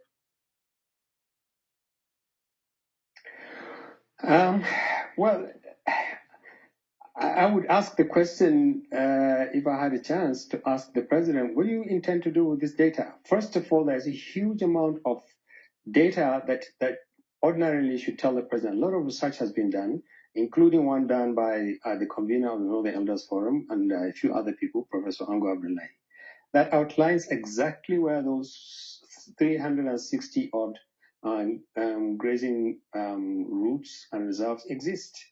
On paper, they exist. In reality, a lot of them have been overtaken by large urbanization, encroachment, which has been licensed and by law because governors have signed documents and papers that allow people to build on them. And most of all, now they don't exist to the degree that they may be physically there. I want to get something he said about this. I want to get this. Grazing routes and reserves exist. On paper, they exist. In reality, a lot of them have been overtaken by large urbanization, and on paper they exist. In reality, a lot of them have been overtaken by large urbanization, encroachment, which has been licensed and by law because governors have signed documents and papers that allow people to build on them. And most of all, now they don't exist to the degree that they may be physically there, but it is very, very dangerous for any Fulani man and his cattle to traverse those places, even though they exist on paper as legally established grazing routes and reserves. But this begs the... This is a lie. This is a lie that must be debunked. There is no grazing route in the southern Nigeria. There is never anywhere in any book where you have the grazing route in southern Nigeria. It's a lie. And we are challenging Baba Ahmed to bring the book where he said there is a book, or there is a book where that the grazing route exists, but not in practice. We want to see that book. We want to see who signed the book. We want to see which UN, whether the UN charter or whatever. We want to see where the book is. We want to see how we want to know the book. But this is what they do. They lie. They go somewhere and fabricate something and come to tell you this is grazing. We want to see the book that gave you grazing route in the southern Nigeria. It is not. It is a lie. And this is how they have been lying this thing. And none of these politicians from the southern Nigeria will come and tell them, no, nothing like that existed. It is a lie. So why would somebody come here and talk and nobody is debunking him? And this person is not even in Nigeria. How can somebody who is not in Nigeria, who have lived in Nigeria, because he has become a product of the political process of nationalization of Nigeria, he cannot discuss Nigeria and even telling us that we have a grazing route in our own Nigeria that we are living. Nigeria Buono. Because he is now telling us from Mauritania to tell us now that you have a grazing route, but it is in the paper. And now because governors have signed law that give the people right to build on the grazing route, that is going to be very dangerous for Fulanis. And you know what they are trying to do? Now they are trying to tell you, we want ranching. We want this. Oh, we want that. We want to retrieve the land. We want to retrieve the grazing route. That grazing route, they want to retrieve it. I'm not the type that abuse, but this one,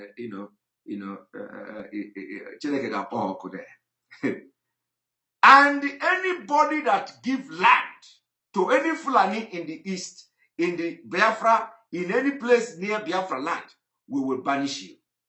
We will banish you. And if you don't know how we are going to banish you, I want you, or if you don't know the reason we are going to banish you, I want you to watch this. One moment. I'm Meronkwado. We are prepared. Our own is that we do it the show.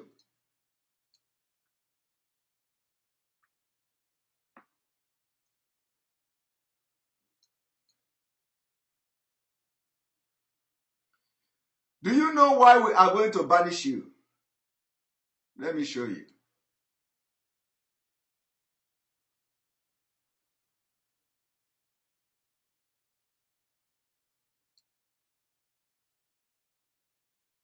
Do you see this? Africa will make Afghanistan crisis seem a sideshow. When this man say Africa, he is not talking about Ghana. He's not talking about Cameroon. He's not talking about any other place. He is talking about Nigeria.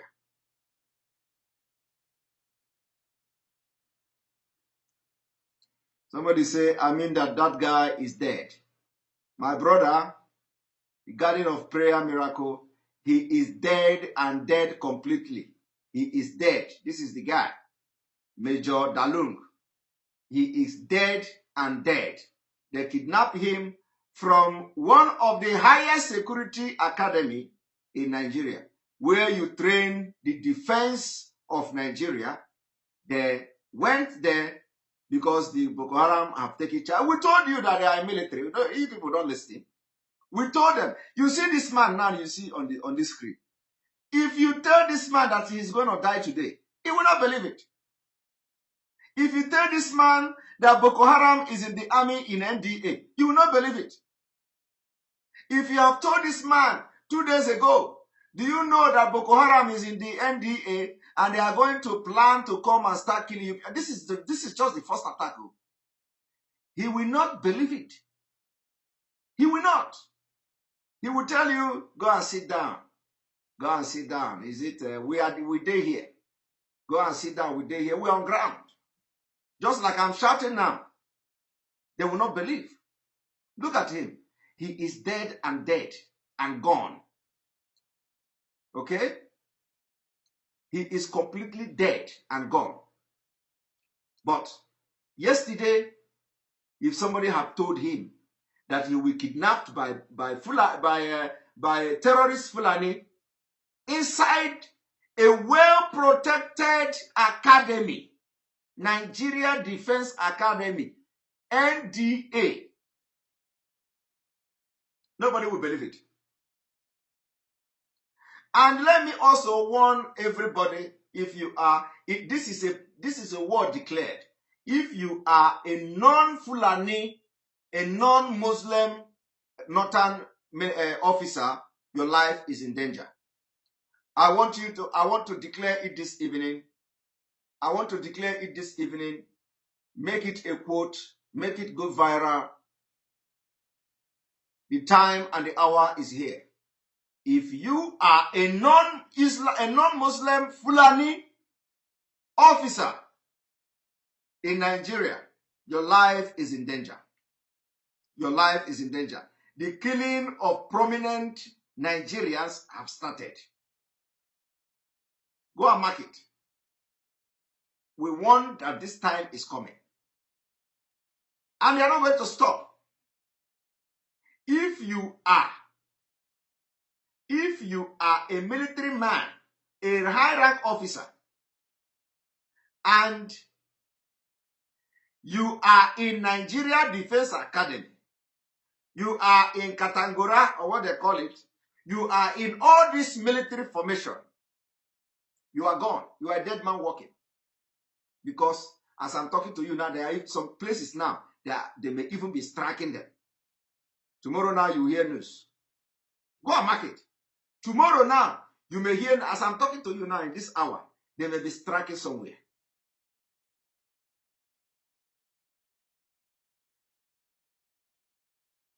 Let it go viral that every high-rank military officer from the southern Nigeria, from the middle belt, and you are not Fulani, you are not Muslim, not a Muslim, your life is in danger.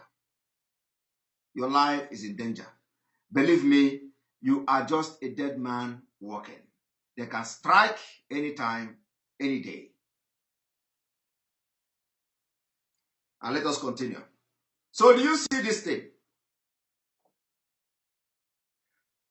The times. Africa will make Afghan crisis seem a sideshow. Now, the global village, the world are now speaking. People are talking. William Hague, he said, unless we adopt quickly the changing face of continent, it will become the national security disaster of the century. I want you to, are you reading with me? Let me zoom it. Let me zoom it.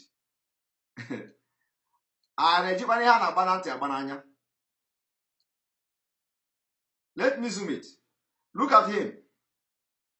He is warning you that Afghanistan will be a child show. Afghanistan will be a child show. Afghanistan is just a playing field. Afghanistan is in Afghanistan is 99% Muslim now. Okay, Afghanistan are 99% Muslim. So the place that they don't have 99% Muslim, what happened in Afghanistan will be a sideshow. And he went further to say, Africa will make Afghanistan crisis seem a sideshow unless we adopt quickly the changing face of the continent. It will become a national security disaster of the century. Now they are talking, and I hope they have the solution. When they want to solve Africa problem when it comes to this security, they must disintegrate Nigeria first. Boris Johnson is right to convene the G7 leader to discuss Afghanistan. the debacle, while they are talking, diplomats and the troops will be showing extraordinary fortitude in trying to fly thousands of people out before what started a completely arbitrary deadline to leave next week. But the discussion will be painfully revealing for the scale and the nature of the humiliation of the Western world. Humiliation of the Western world. That is why somebody like me, will be very, very brutal. I will be very, very brutal to make sure that Nigeria disintegrates. Because if you continue to stay in Nigeria without doing everything necessary and everything possible to leave Nigeria, do you know what will happen? This is how they will be giving statement. They will be converging G7. As they have gone to NDA to kill people now, let us assume that today they have decided to take over the military formation in Nigeria, which they are already controlling indirectly. They are already I am telling you today, they are already controlling every military formation in Nigeria. So any day they wake up now and say, oh yeah, unleash the war. Bah! The next thing is that the UN will be giving you the statement. America will be giving you the statement. Boris Johnson will be converging a G7 meeting. Come, let us discuss Nigeria. Please, don't kill them. Just take it easy with them. Take it easy with them. Don't kill them. We have to evacuate our British citizens there from Nigeria. We have to evacuate our American citizens from Nigeria. We have to do this. We have to do that. We cannot wait for this kind of situation to come. That is why I shed tears. Because something has to be done.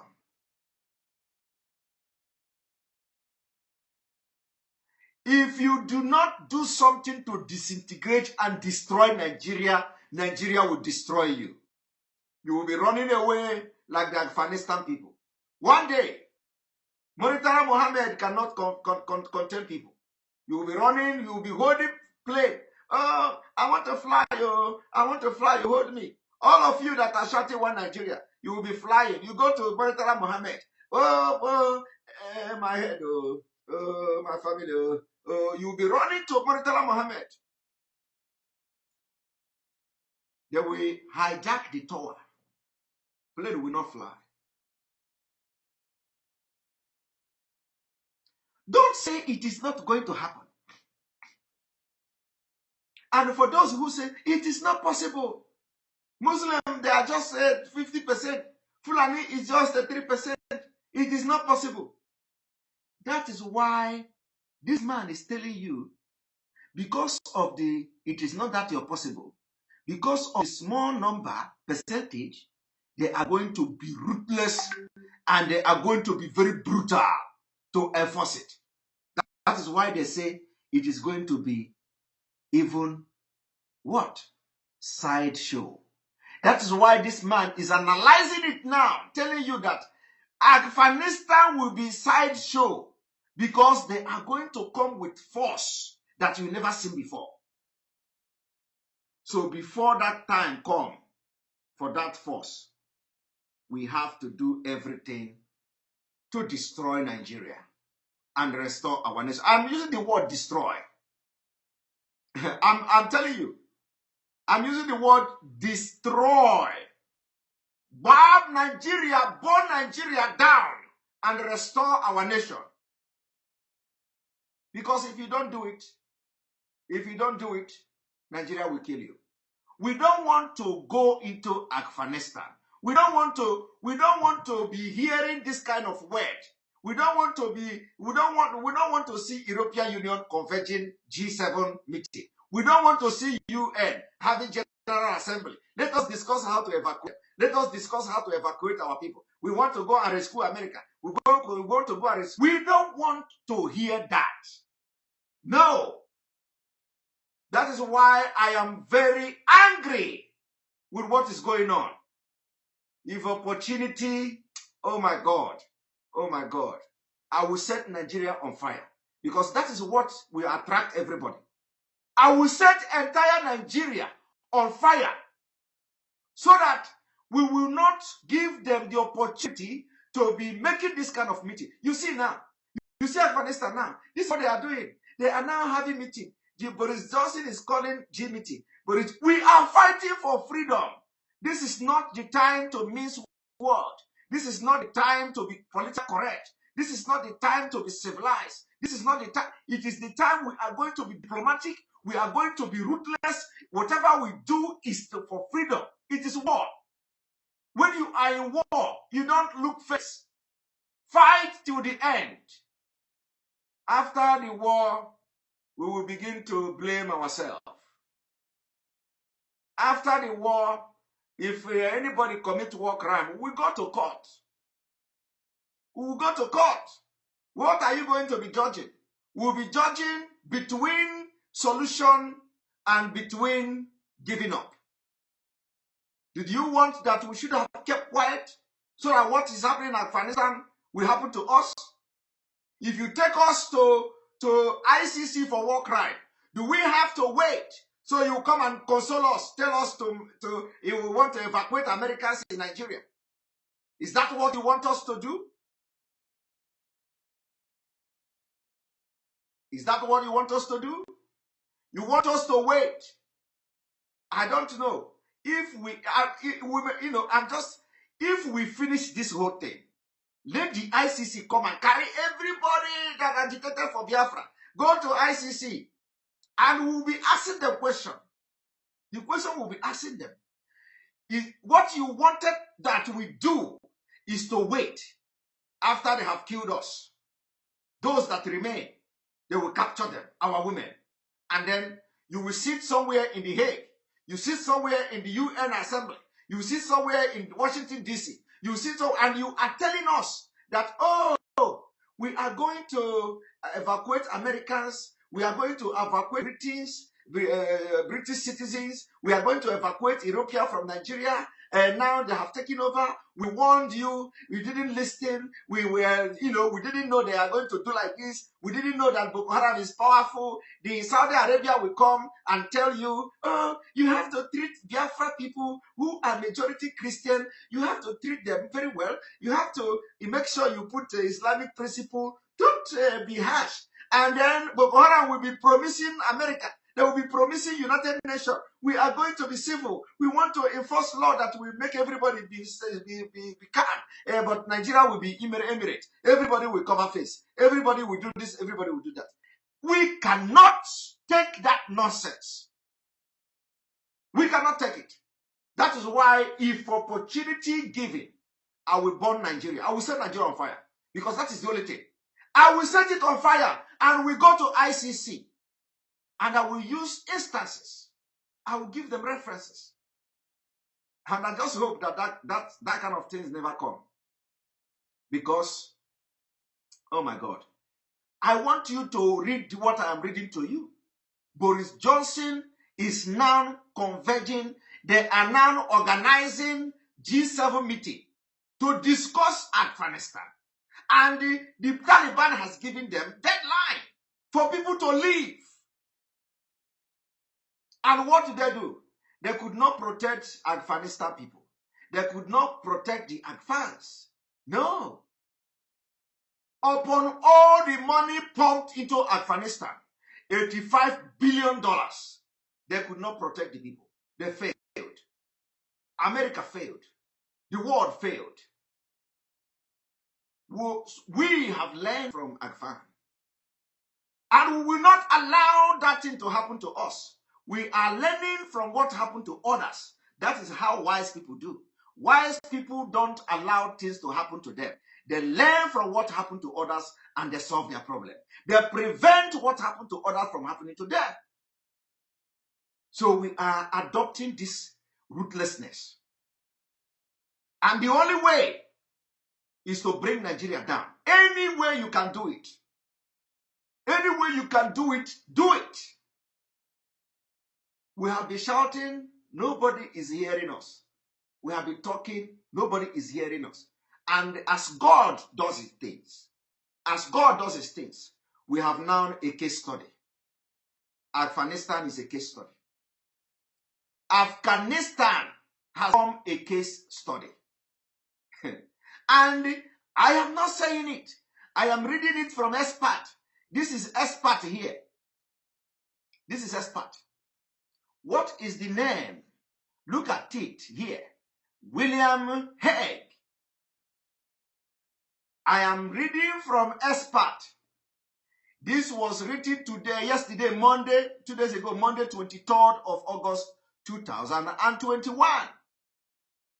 And he said the leaders are now having G7 leaders have met and they are discussing how to evacuate people from Afghanistan. Complete failure. Complete failure.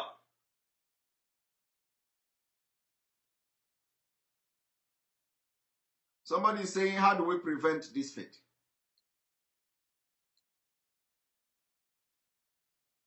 How do we prevent this fate?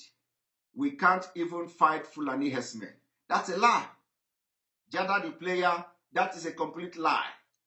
We can fight the Fulani. Fulani are just, we can fight Fulani in 1 week. I am telling you. In 1 week, we can fight Fulani.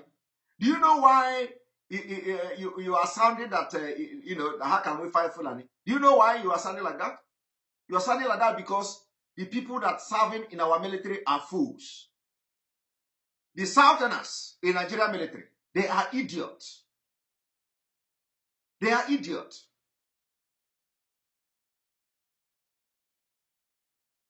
They are idiots. The people that are serving in the Nigeria army from the southern Nigeria are idiots. Because when you tell them,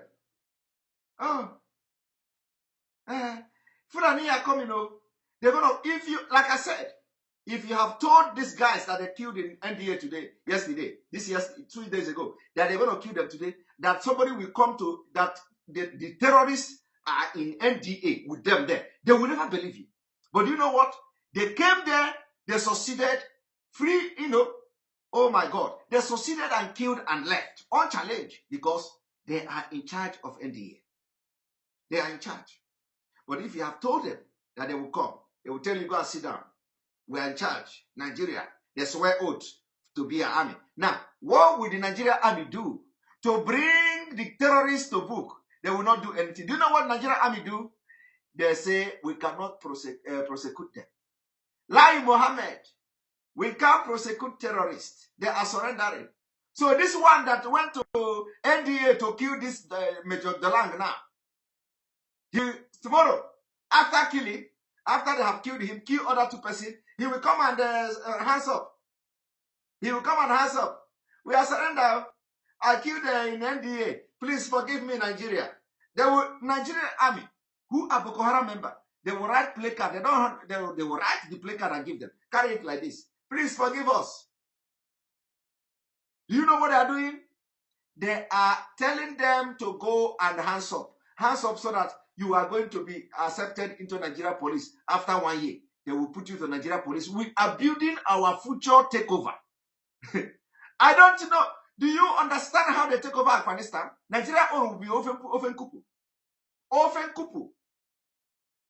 Because by the time they are infiltrated all over the Nigerian military, all over the Nigeria, 1 night is over. As you are sleeping, if you are a military man, as you are sleeping, they come to your room, bah, bah, bah. That is the end. If the bullet don't enter, they use cutlass, butcher you. 1 night, everything will be over. They will run entire Nigeria. They took over the entire military. And the next thing is that America will come and be giving statement. We condemn the Nigeria crisis. We condemn the activities of terrorists in Nigeria. We condemn this. You see CNN, breaking news, Nigeria military formation taken over by terrorists, by Boko Haram Islamic State. By that time, they will change name. By that time, they will change it. I am giving you a prophecy today. By that time, they will change them. It will not be Boko Haram. It will not be Al Qaeda. It will not be herdsmen. It will not be bandits. They're going to change them. Immediately they take over a coordinated military assault on military formation. Somebody say, God forbid. My brother, God forbid it not be this one. No. God forbid without action is you are wasting your time. God forbid without action you are wasting. This is what they used to deceive Africa. That is why when it will begin to happen, you will say God forbid. As you are saying God forbid, they will put gun on your face. Do you want Islam or Christian? Bah. Do you want Islam or Christian? Bah. You will be when you go and open your mouth and say God forbid now, you will deny Jesus. all of you that don't have mind to to die for Jesus, you are fake. You come, God, oh Jesus, I will die for you. Oh this, and once you see God from a full animal, and they don't waste second though. Once you see one person in your front, back, another person, they ask him before back, you will just deny Jesus immediately. I am not a Christian. I change my religion immediately. And when we talk like this, you think we are joking. So it is not God forbid. I am telling you what is to happen. If you do not destroy, if you don't join hand now, join hand with us to destroy Nigeria, Nigeria will destroy you. It is not God forbid. It is not God forbid. And let me tell you, the government of Nigeria are working with Afghanistan Taliban. They are going to go to the Islamic Organization of Islamic Cooperation. They will go to the meeting. They are going to sit. Nigeria government will sit. Taliban will sit. And they will be discussing Islamic affairs. What are they going to be discussing? They are going to be discussing how to expand their territory. And Nigeria is the biggest target. So how can you tell me here that God forbid? The only way God will forbid is that you start now. Now that they have already they have started giving you a sign. And we, with our intelligence, we are telling you. So somebody asks, how are we going to fight them? How we are going to fight them is that, first of all, the political leaders understand the problem. And they don't want to understand it. So when understand it, the solution, how to fight them will become easier. Now, another way is that all the military officers from the Middle Belt, if they are repented, though, because Middle Belt, they are the one who killed Biafra. If the military people from the Middle Belt, they have come to realize that Fulani have deceived them, they use them to fight against Biafra, if they have realized that. Now, the military personnel from the entire southern Nigeria, they must all begin to plan now for mass exit. As in fact, every military formation in the southern Nigeria should be taken over. Every Fulani should leave. If you are a Fulani from the Don Barak, everywhere in southern Nigeria, leave. Go to north. This is the solution. Go to north. I want to bring solution now.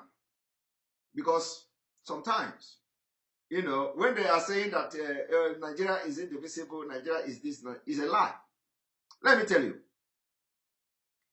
If every military officer, every police, if you are from the north, go back to the north. If you are from the south and you are in the north, come back to the south. It must be immediate seizure of all military formation in the southern Nigeria. The north will seize all military formation in the northern Nigeria, and then we begin to go into negotiation table. Negotiation table. The south will volunteer, will bring people. The north will bring people. And remember that north now we have the middle belt. So middle belt can never be counted as north again. In that, if we are going this in this way, the middle belt will not be counted as North. So middle belt will have to have their own representative and all that. And then we go to negotiating table.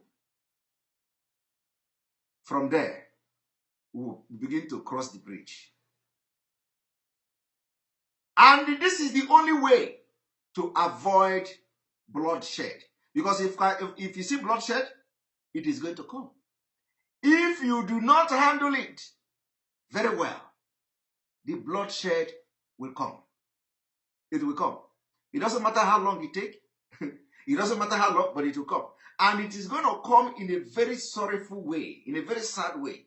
Because by then, a lot of people may have gone down. A lot of people may have gone down. So we need to begin to think. The people, the Southern government, the Southern politicians, the Southern military officers, the Southern police officers, they need to begin to. I know as I'm talking now, some of them are all comfortable. They will tell you it will not happen. They will tell you it.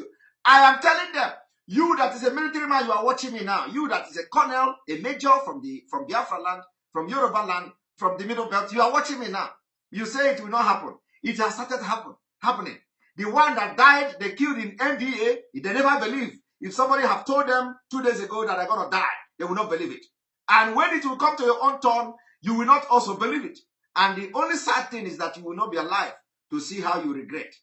So those that are alive, watching this is what is going on, learn from what happened to others.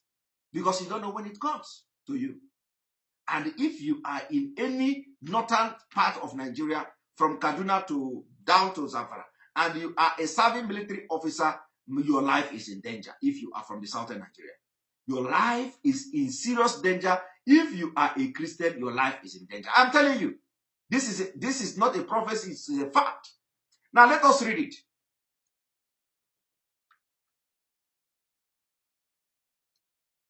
So, this man continued. These powerful heads of government are reduced to discussing how they can keep an airport open with the tactics concept of the Taliban. Are you hearing that? Who in turn might struggle to prevent an ISIS or Al-Qaeda attack. This leader might be unable to honor the commitment they have made to thousands of Afghans to get them out. They will seek an international. Okay, let me stop it here because this is a paid one. You see?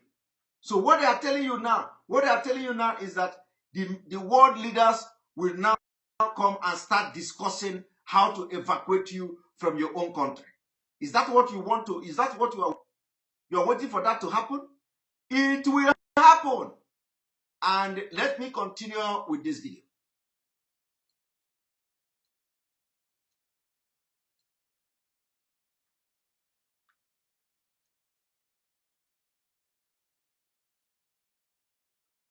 And today, we have about 6,000 people watching live and direct. 6,000 viewers as I speak. 3,000 folk from YouTube, 3,000 something from Biafra, and we have about 6,000, over 6,000 something watching live and direct as I speak.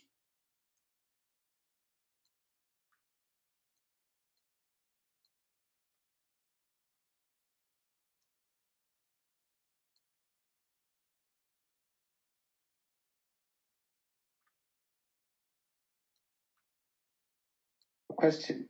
The Nigerian constitution vests land in states, vests the power to administer those lands in governors. I would have thought that, and again, I have to say this, I'm not a lawyer, but I would have thought that the president would be availed the best legal advice, which is to remind him, if he doesn't know, that the Constitution of the Federal Republic of Nigeria will be severely stretched to support him. Governors can actually repeal grazing routes and grazing reserves that exist in their state by virtue of the powers that they have. And so all they need to do is to say, okay, maybe they existed, they were designed 50, 60, 70 years ago, but now I don't want them to exist in my state, and I have the powers to repeal those routes and reserves. And then it will have to be an issue of what the president intends to do then. So coming forward to him and saying, Mr. President, we can show you a Nigerian map that outlines every route and every reserve that exists. It's not very difficult. What is the difficult thing is, what does the president want to do with his routes and reserves? He has a number of options. He can insist, he has the right to insist that governors who are signing banning laws, banning open grazing, allowing encroachment or obliteration of grazing routes and reserves, they are wrong, in which case he can take them to court and insist that those routes and reserves should be freed and restored back. That's one option. The second option could be that he should engage those governors. Gentlemen, this is not a federal problem. It's not a northern problem. It's not a Fulani problem. It is a Nigerian problem. The Fulani and his cattle is a Nigerian issue. It's not a northern issue. It's not a federal issue. It is the Fulani has a right to move in areas where he can find food and fodder and food for himself anywhere in the country. Are you hearing that? And the place where that Fulani want to find that food anywhere in the country is in the white side of this map, not in the green. Fulani, there is no food anywhere. Fulani cannot find food anywhere in this green. The only place where Fulani want to find food is in this small portion of this white. That is where Fulani want to find food. Though. My people, are you seeing it? And even the way they draw the map itself, they have captured a lot of land already. So, does it make sense to you? Fulani who is looking for food from this green. There's no food at all, no water, everywhere is dry.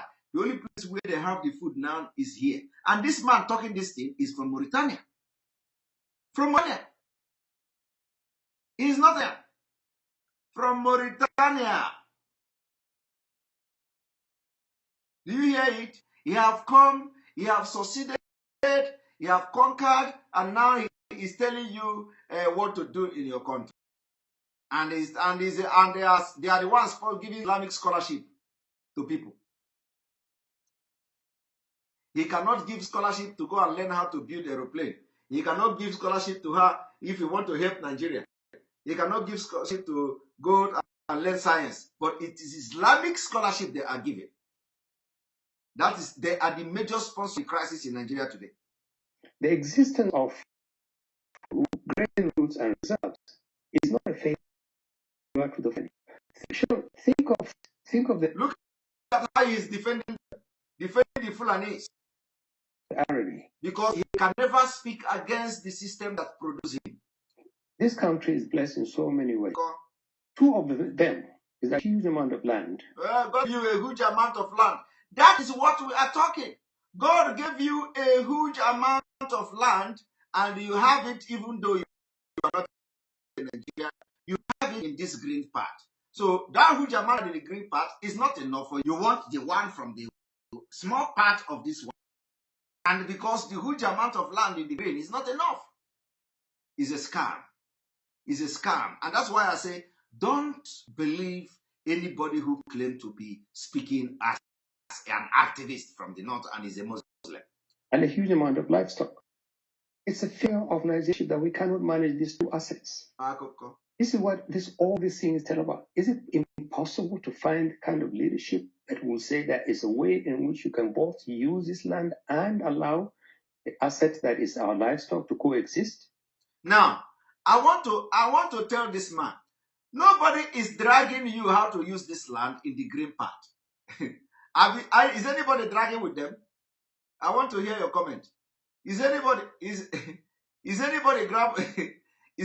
dragging with them? They say that, no, I don't know whether anybody, at least not also. And remember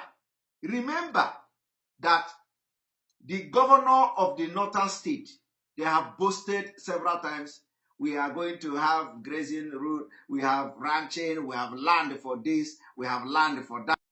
Where the Ganduje, the scientist Ganduje, have come to say he's giving how many thousand acres of land to the Fulani and blah, blah, blah. And this man is telling you that you cannot manage, you don't have leader who can manage. Oh my God. Wake up. Wake up. Wake up. These people are evil. They are evil.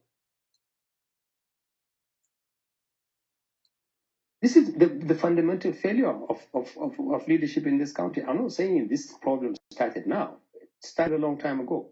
So governors that are signing open grazing laws against open grazing, governors that would say, for instance, no, please don't come up with this business of gazetted grazing routes, because we can ungazette them tomorrow by signing a law that repeals them, because the power to administer land is vested in us. But beyond that, the question really is, do governors feel an obligation to protect Nigerians who are Fulani and their cattle if they are law-abiding? Do they recognize the fact that the existence of grazing routes and reserves actually serves to protect communities as well as protect cattle and the Fulani? This is the way it does that. If you have designated, known, clearly demarcated routes and grazing reserves, everybody knows about them. No one should attack Fulani or his cattle if they are operating and staying within established grazing routes and reserves. By the same token, any Fulani or his cattle who veers away from these gazetted routes and reserves breaches the regulations regarding that, and is therefore liable to be punished. So how many of them that have killed Nigeria have you punished?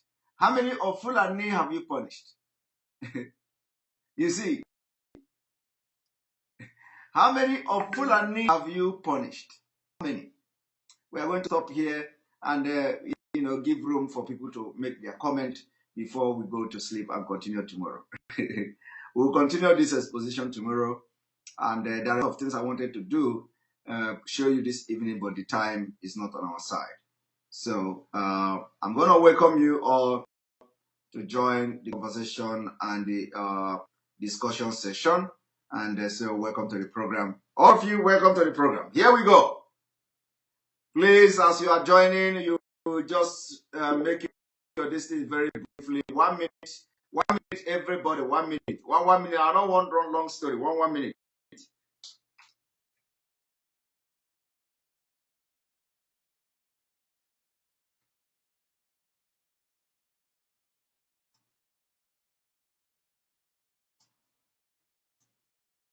Join us. All right, Ada, welcome to the program. Simon, good evening. Good evening from here. I was saddened yesterday the way you finished the broadcast, but that is not a problem. Thank you, God, that you brightened up today. I'm happy. Thank you. Well, Simon, yes, you're giving me 1 minute, but after you will give other people more than 1 minute, right? All of us are in this struggle together. They need to hear there are some things you don't know that I might say here that you might pick up. I saw Arise TV today televising everything that is going on in Afghanistan, right? The broadcaster was from England and is an Igbo man, Mr. Charles Ogun, whatever, right? I feel so ashamed that these people are not televising what is going on in Nigeria. People that are killing every day and things that they're messing up. They're not televising it. But right now they're televising things, how Afghanistan how Taliban are killing people and not allowing people to go and things like that. They're televising it and telling us how beating and this and that. Yeah, they want to give the Fulanis in Nigeria how to do it. Good. But Simon, it's gonna be a shame. It's gonna be a shame. I keep saying it. I am angry with them. All of them that are journalists in Nigeria, God is going to punish them. And whoever that no man says okay should warn him. Should warn that man to remove a monkey hand before it becomes somebody's hand in soup. Man says okay, if you are listening to this broadcast, you people are saboteurs. Stop all this your nonsense you are doing on your program, right? Bringing all manner of stupid people and castigating your own people. Then I want to tell Hannes Ndigbo and the governors in Eastern Nigeria, God will punish all of them. All the reverend fathers and pastors that will tell them that God will forgive them, that God is a merciful God, that when you sin, you will ask for grace, He will forgive you. God will never forgive them after killing all the innocent people. Pastors, bishop, reverend fathers, hear me now. Stop telling people after committing atrocity that God will forgive them. Because God is not going to forgive them at all. That is why they're doing impunity upon impunity, believing that at the end of the day, God will forgive them. God is a merciful God, but not when you know the sin you are committing. And you keep committing it. And at the end of the day, somebody will tell you, God will forgive you. Don't worry, God will forgive you. At the end of the day, they will leave our people to die and they will run away. These people have wives. Their wives speak to them now. All these governors, God will punish all of you. You people should stop all this nonsense you people are doing. Look at our soldiers are being killed. None of you are standing up and tell them, my sons, come back home. All you people are doing now is planning Anambra State election. I am from Anambra State. I'm not afraid of nobody. But there will be no Anambra election. God will punish all of them. All these Soludo, I've been warning you. Deceit from their evil. All this nonsense you're talking about election, God will punish you. Come out and follow their friends and save our people's life. You people should stop sacrificing the innocent blood of the Igbos. Enough. The soldiers, if you all like, continue to remain there. God will punish all of you that don't want to come out of that place. They will be sacrificing you people every day. And your children and your wife will be motherless and fatherless and widows. Continue staying there. Don't come out. Don't let me a lesson for us.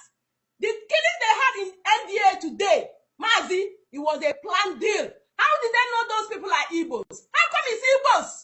All the big people in Igbos, they have been killing them. And these people don't want to hear word.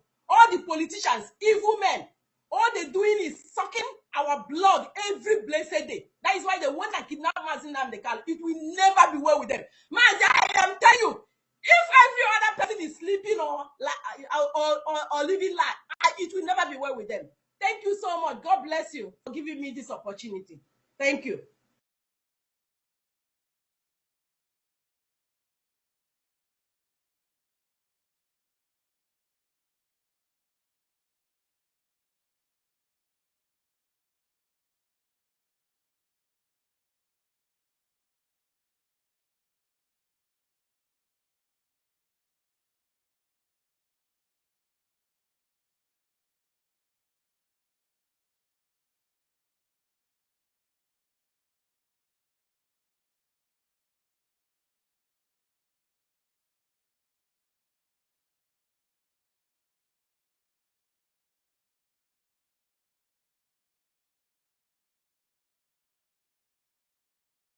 Sorry, I have.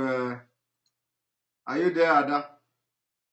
Mazi, I'm here. I don't know what happened. I don't know what happened. I think it's a network. It's a network. Mazi, I'm not happy. I am not happy. I am one of them that want to die for Biafra. Enough of all this stupidness. Tomorrow they will be climbing plane. How many people have the opportunity to go and climb the plane? How many? And these people are not seeing the danger ahead of time. Metiala have come out and tell us that ISWAP and repentant Boko Haram will take over Nigeria. Metiala have said it. And our people are still gullible. Our people are still being stupid. What is wrong with our people? They're watching BB Niger and watching football. And they're sinking. They love what is going on in their place. Let them wake up. Let them wake up. All these governors.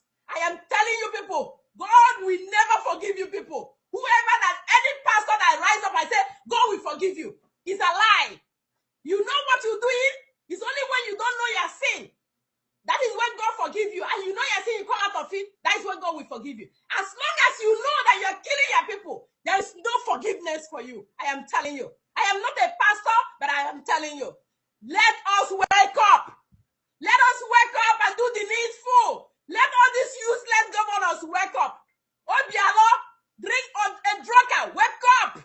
Oh my devil, oh my, wake up. Okay, see, he was a useless man. Wake up. Wake up and see your people dying. Let them wake up. Simon, I am not happy on what is going on. The televising, everybody now talking about Afghanistan. Everybody what is talking about Afghanistan. And we are begging them to give us ordinary referendum. Let us go our separate way. They want to drink our blood. Is that what they want? To be televising Nigeria when they talk over Nigeria. God forbid, it's not our portion. It will never happen. I am a woman and I believe other women are crying the way I'm crying. It will never happen. God is going to hear our voice. Mazin Namdekala have been screaming, talking about this thing. Nobody is listening to him. Let me allow other people to go ahead and talk. God bless you so much. Thank you. And I don't want you to get, you see this emotion that you get yesterday. Mazi, you really broke my heart yesterday. Please, I'm begging you, try as much as possible to compose yourself together. Thank you very much. You know who you are. Thank you. God bless you. Thank you very much. All right, we're going to bring you principalities. Welcome to the program. Yes, Mazi, can you hear me okay? I hear you loud and clear. Go ahead. I have a piece of advice. Okay. I don't know who is listening and who is not listening to me. Now, Mazi, it is time for all the people, everybody, Biafran and Oduduwa, all over the whole world. Now the G7 people, they have summoned a meeting because of Afghan. It's time for us to use our own black hat, go to every embassies, everywhere, media houses all over the whole world in protest to warn them that if they didn't come to save Nigeria, to disintegrate Nigeria right now, that what is happening in Afghan will happen to Nigeria right quick. That's a piece of advice I have. And again, you see jealousy. Jealousy can kill whoever that want to kill whoever that is doing jealousy for you or whatever. We don't care who God have made. God have made you. So put over any side talk, any on the I know for so many people. Okay, if you want to do what Samuel Lepa is doing, go ahead and open your own platform. He's doing. Thank you very much. Thank you. All right. Well, Michael, welcome to the program. Maazị ndewo Ndewo. Chineke gọzie gị Chineke gbaa gị ume Chineke dọbara gị anyị ndụ ya chedo gị ya nye gị ezigbo amamihe ka iwe kụzie anyị mepee anya anyị na ife na-eme n'ụlọ Maazị, you see, I am so disappointed with anybody that calls himself a Nigerian. Like, what is wrong with Nigerians? What is wrong with people that call themselves Nigerian? Even as an Igbo man, as a Biafran person, as a Oduduwa person, as person from the south side or whatever they call it. What are you proud of being a Nigerian? Simple in your face, everything is playing for you. Everything is playing one after the other. What is wrong with our people? Oh God, who did this to us? Now who do this to us? Everything is playing one after the other. Everything is repeating. They are just writing everything for you. Are they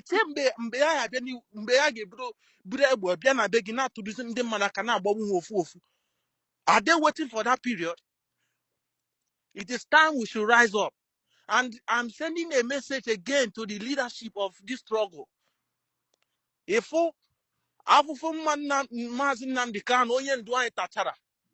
Nyawaka ofu onye chọrọ itinye ọgbaghara ọgbasa ihe niile mmadụ na-eme kedu ife na-eme anyị ka ihe eme na anyị ji ebuso nwaanyị ọgụ?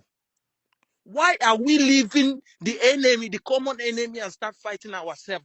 Who does that? What is wrong with our people? Is this what our leader teach us? Our leader raised up people that will stand as leaders. Like if he's no more or when he's having his rest time, people that will represent him. Is this what he taught them? I'm sorry to disappoint all of them. Our leader is a wise man. I thank God for him. You know, I see him as Jesus himself. Because he did not focus on training followers. His mission was to release leaders. All our leaders' teaching was to release leadership, is to make every Biafran to assume the status of leadership.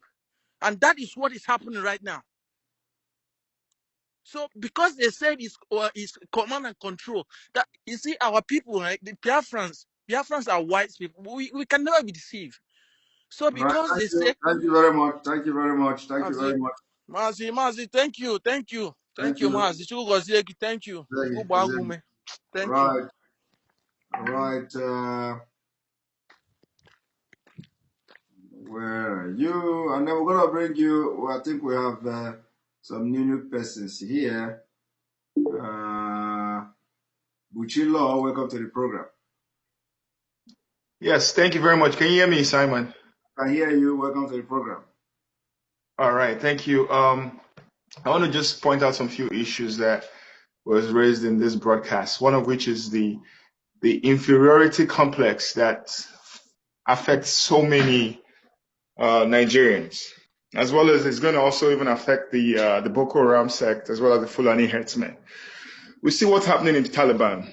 We know that Nigeria does not produce any sort of, good thing. Nigeria doesn't produce any good thing. They don't have anything that is good is not coming from Nigeria. We export and we keep importing evil and corruption into the country. And this is also going to affect even the terrorism that's going on.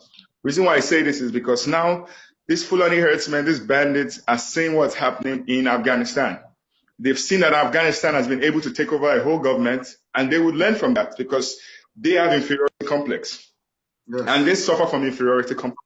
And because they are saying it, that means that we want to even hasten their approach towards total domination of Nigeria. And honestly, Putin just put out a message recently saying that Russia is not going to accept any refugees from Afghanistan. The reason why is because he says, how is he sure that the refugees that they will be bringing in from Afghanistan will not have terrorists in there? So think about that. So Putin is already worried. And the fact that Putin has said that Germany is probably going to do the same thing. America is also going to do the same thing. They might close the borders from people who are not American residents or citizens, maybe with Afghanistan passports.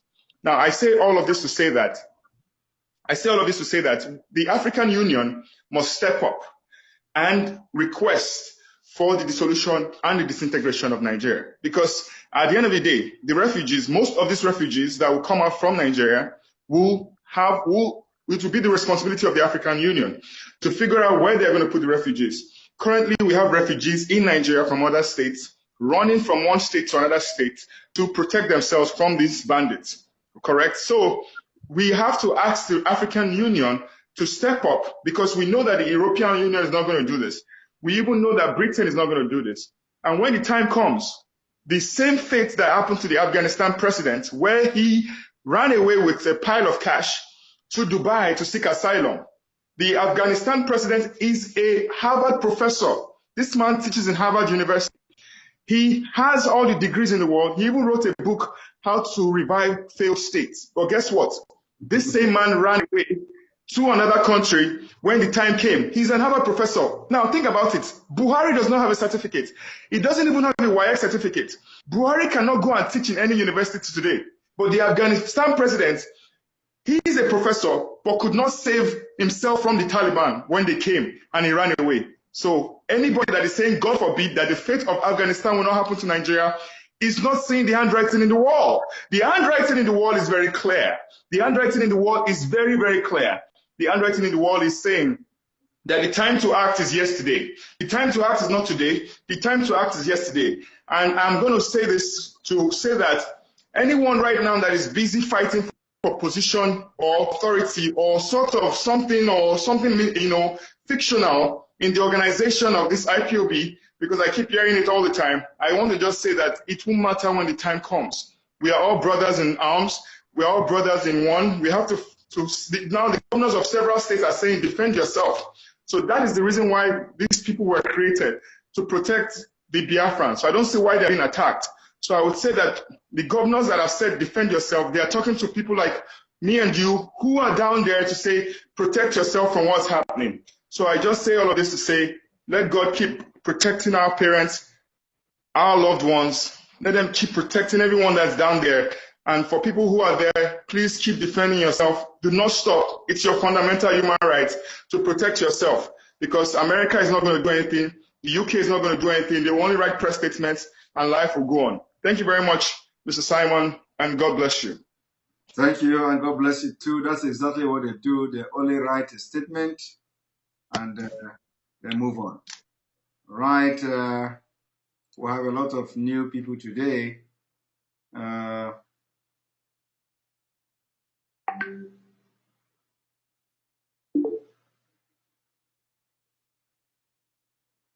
This one, all right.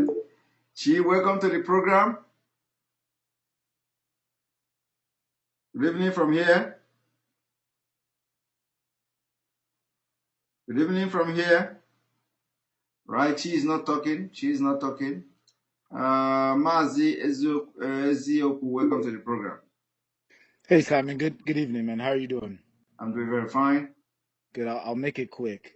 Two things. One thing that I noticed the Fulani are really, really good at is like in debates. You know, with debates and negotiation, the way you win is by setting the topic. People don't realize that. So they'll let them set the topic, and they've already lost. By the time you let somebody set the topic or what the issues of the debates are, you've already lost. They're already telling you that there are zones and grazing reserve. You've already lost. By the time you let them set the topic, you've lost. That's one thing. So remember, don't let them set, if you go to some interview, don't let them set the topic or the issue of debates, because then you've already lost. Okay, the other thing that I saw as a comment, which I think is really important, is that in Nigeria, there are many gods. And I'm not talking about the gods that people pray to. I'm talking about human beings walking around as if they're gods. Okay? In French history, Marie Antoinette was a monarch. She was a ruler. And when France was in tough times and her people were starving, she had no compassion for them. She said, let them eat cake. The way they dealt with her was by cutting off her head. They cut off her head. So my question is, do the people that are walking around as gods in Nigeria, do they bleed? Because I think if people see that these people bleed, they'll cease to believe in them. They'll realize that there's blood in the water, and sharks will come, and you'll sit back and you'll watch the world consume them. So my question to Nigerians that are fearful, do these gods that are walking around in human form, do they bleed? Do they have blood? Or are they truly gods? Because I imagine if we hear tomorrow that one of these so-called gods of Nigeria that are oppressing millions of people and are walking over them, I imagine if tomorrow we hear that one of them bleeds, that people will cease to believe that these people are gods. People will then realize that all of these people are simply human beings that walk and take shit like everybody else. And in fact, they'll deal with them. Thank you very much, Simon. I appreciate your time. Thank you. Thank you very much. Thank you very much. I appreciate it. That was a very deep one. Very coded. Very coded. Thank you very much. Sunbest, welcome to the program. Sunbest, welcome to the program. Okay, Sunbest is not talking. I have just a few minutes left. Nomu Nonso, welcome to the program. Nomu Nonso, welcome to the program. Hello? Okay, Simon. Hello, can you hear me? I can hear you. I can hear you. Welcome to the program. Okay. Simon, I have been trying to get you since all this while, you know. Finally, you are here. Go ahead. Yeah. Thank you so much. You know, I want to commend you, first of all, for the work you are doing. You are really doing a great job. Thank you. And you see, there is some things that is going on some people don't know. You see, in Nigeria, I don't know, when you are there, maybe, I don't know, that when they used to take something, I don't know, that used to block their brain. I don't know. When you're talking about saving lives, they are talking about another thing, different. So now, see what is happening. They are gradually killing our people, and no one is talking. And they are just seeing it as just, I don't know, did they call it a clash or a bandit? Now change bandit and what is it called? Terrorist bandit in order to cover the atrocity going on. They will say bandit attack. Why they are gradually taking up our military personnel one after the other. Now, nobody wants to talk. In a state, a governor will sit and watch his people going down. When you ask them, they will say, I don't have the authority to command the army in your own state. I haven't seen in my life where this kind of thing happened. You are there keeping quiet. You don't want to support. You don't want to do anything at all. You don't want to say, let this thing stop. Okay, look at what is going on. You people passed a bill of you don't want this thing to happen. In every world, that is how the things go. You don't read animal in the road or at another person's private place. No, you go. They said, if you want to sell your anything or your livestock, anything you want to sell, take it, put it inside the van or just transport it there. That is a normal thing to do in every country. You will see there are cars meant for those things. But, some people, I don't know, when they are telling you, they are conquering you small. Before you will wake up tomorrow, you will see that you are already surrounded. What will you do? They are telling you, look, cool down. Watch how things are going. This is not normal. Now, okay, killings is like, I don't know. Let's say we are used to it. When they announce 20 people died, it will be like it's a foul. Everybody will just keep quiet and relax. Okay, no problem. 20 people died. Okay, everybody went back and relax. Start life again. Nobody is asking why. What is happening? I don't know. Some people, I don't know. Sometimes if I think about Nigeria like this, I don't know. I don't just know whether they have blocked or bewitched everybody, not to even reason. Thank you. All right. Thank you very much. Thank you very much. Someone, I thank you so much. Yeah. Thank you for accepting. Thank you. Okay. Right. Chichi, welcome to the program. Chichi, are you there? Someone, I thank you so much. Yeah. Thank you for accepting. Right. Chichi, welcome to the program. Can you offer your listening? Hello, Simon. Yes, Simon. Hello, Simon.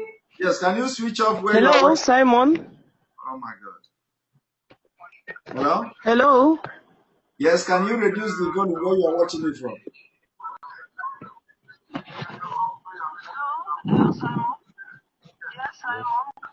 Hello.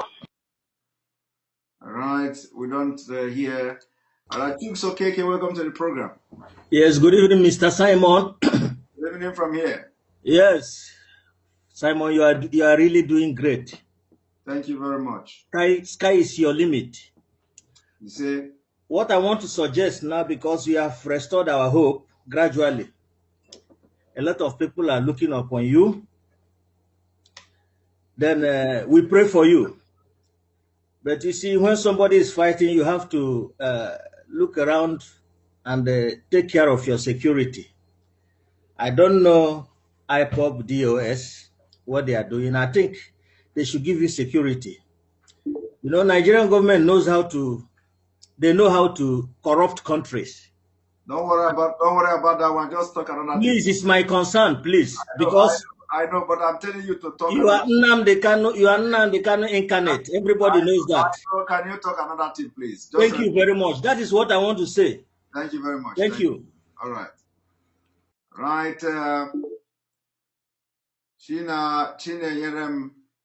Chinecherem, welcome to the program. Yeah, Simon, good evening, sir. Good evening from here. My name is Chinecherem. I'm calling from Sierra Leone. From Sierra Leone? Yes, sir. Okay, go ahead. Yes, I'm from Enugu province.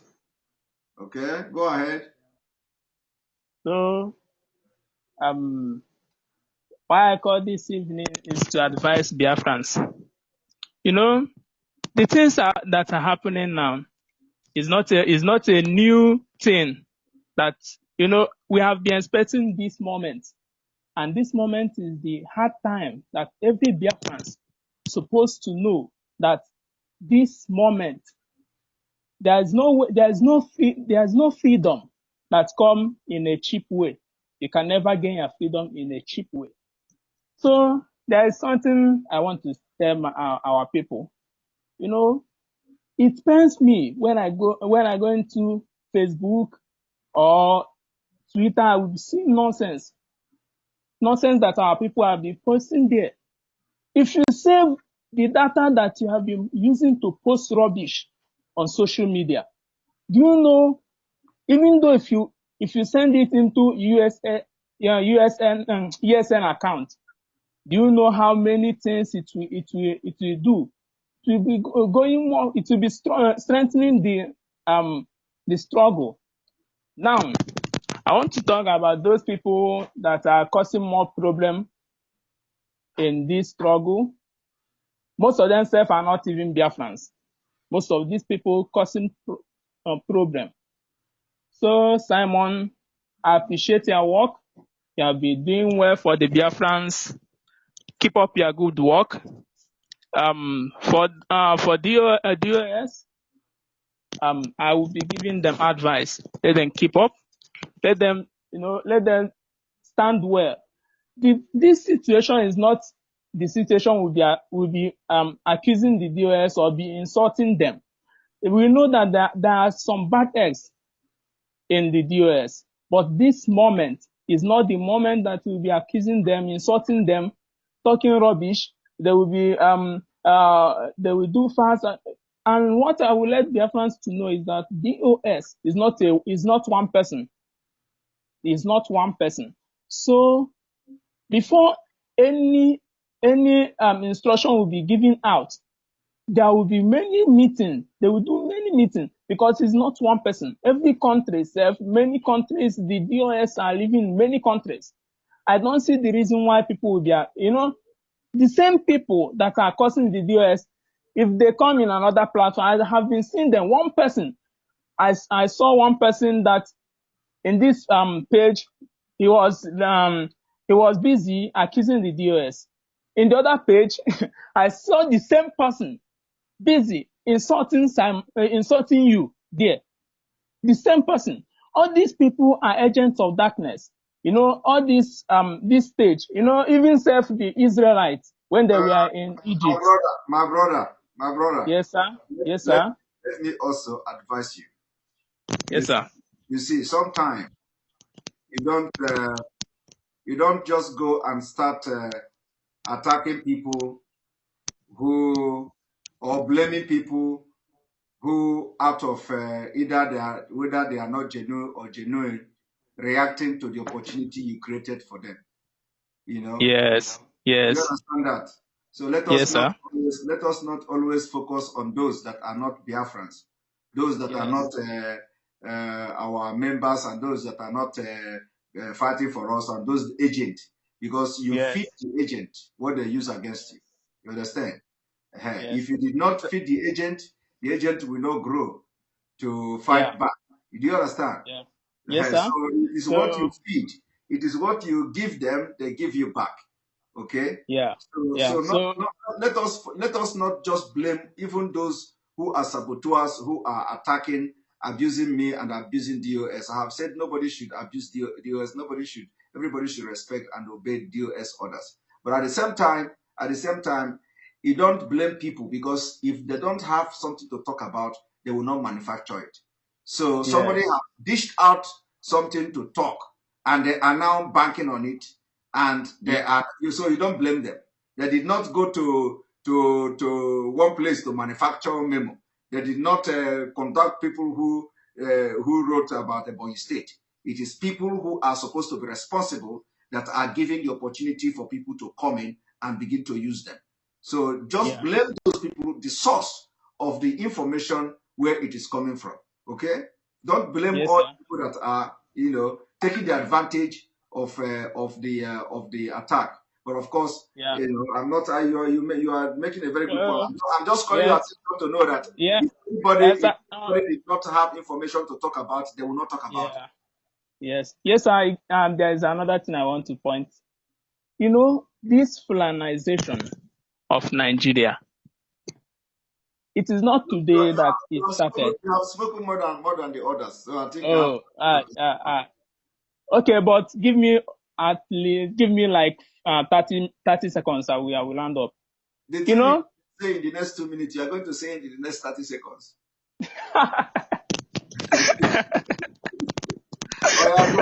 Say it. Okay, sir. Okay, sir. In this planization of Nigeria, this plan does not start today. It started even before Nigeria have independence. And our people are too blind to see what is happening. They are too blind. This is not even the time we'll be talking rubbish. We'll be thinking how to block these people. They are coming.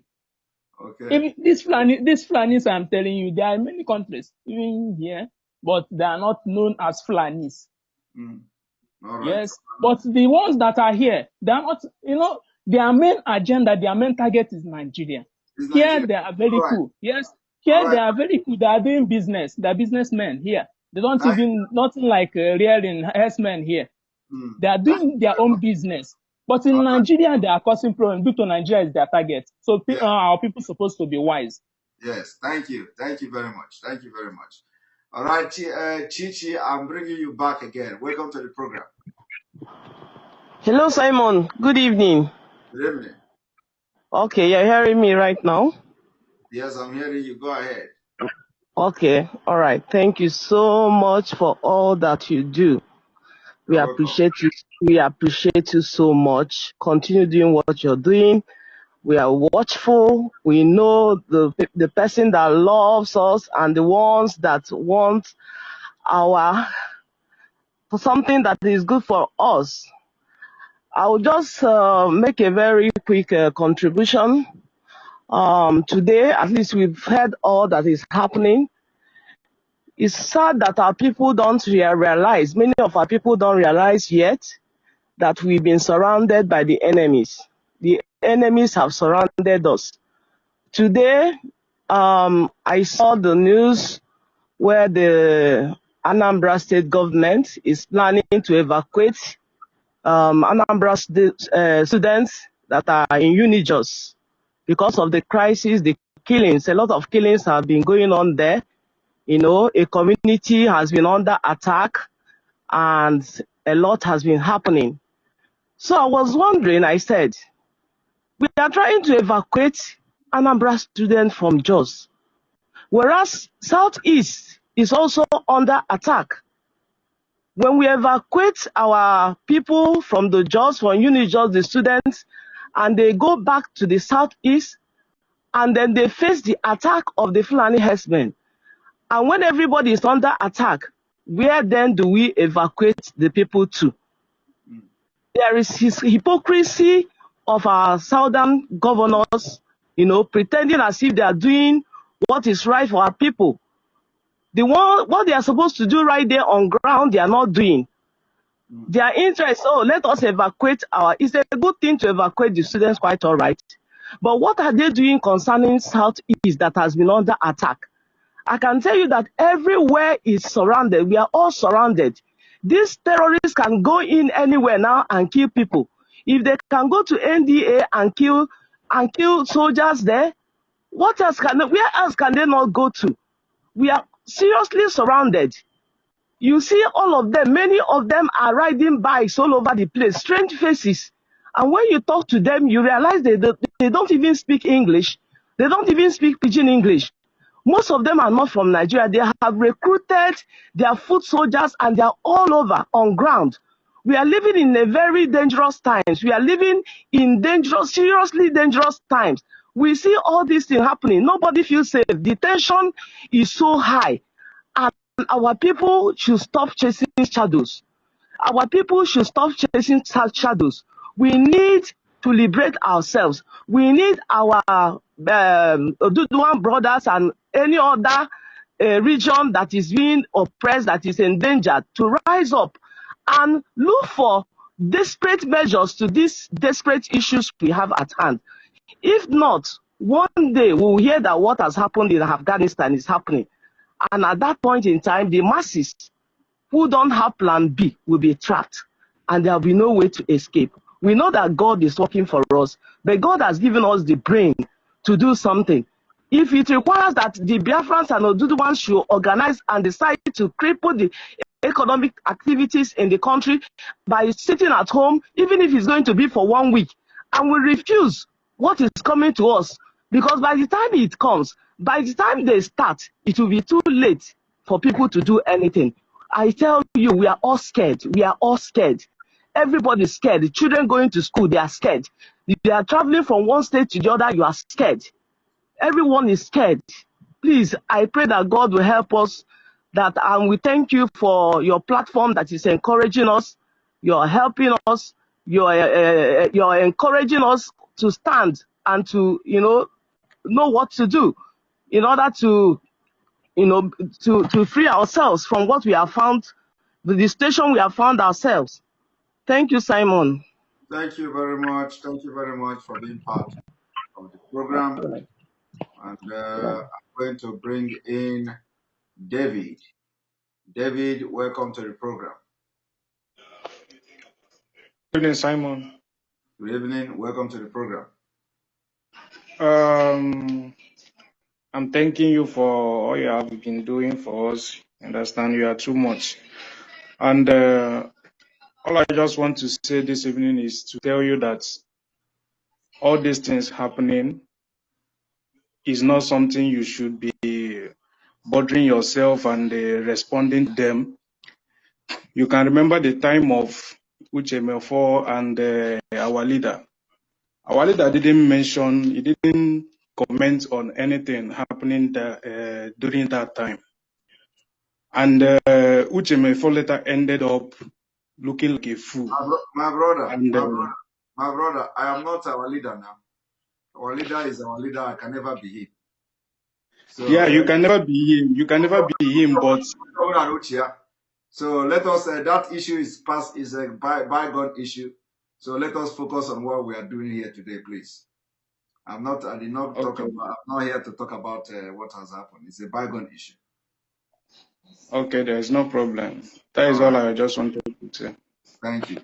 Thank you. All right. Let us continue. I'm going to bring you Sam. Sam, welcome to the program. Good evening, Master Simon. Welcome to the program. Yeah, I just called to thank you so much for what you have been doing for Biafrans. Thank you. And I also want to remind you that we are watching, and we love you so much. We are watching, and we Biafrans are watching. We know the right people. We are not fools. You can check how many people are watching you now, and those people attacking you when they go online. You can go and see how many people are watching them. So that should be telling you that we love you so much. Thank you. Also, mind you that you are hope for us. You are hope for us, really. Thank you so much for what you are doing. Thank you so much. I appreciate it. Thank you very much. I appreciate it. All right. That was a very short one. And we're going to bring you Faith Win. Faith Win, welcome to the program. Thank you, Simon. Can you hear me? I can hear you loud and clear. All right, thank you. I just want to commend you for all your good work. I will be brief. Most people have said what I wanted to say, but I just want to add to remind our people that we are at war. I know we are Republicans by nature, and people will always, say what they need to say or they think they need to say. But at the same time, we should remember that we are all one people. We are Biafrans. We have a target, and that target is to get our country, is to have our land back, to go back to our home. So all the fracas, I really hope and pray that we, would turn it down. Please do not come to patronize Simon Ekpa. It doesn't really look good. I appreciate what he's doing, but I think we should kind of be a little more focused, applaud what he's doing and kind of move on. I really want to plead with everybody to consider prayers. I know there are a lot of people interceding back home.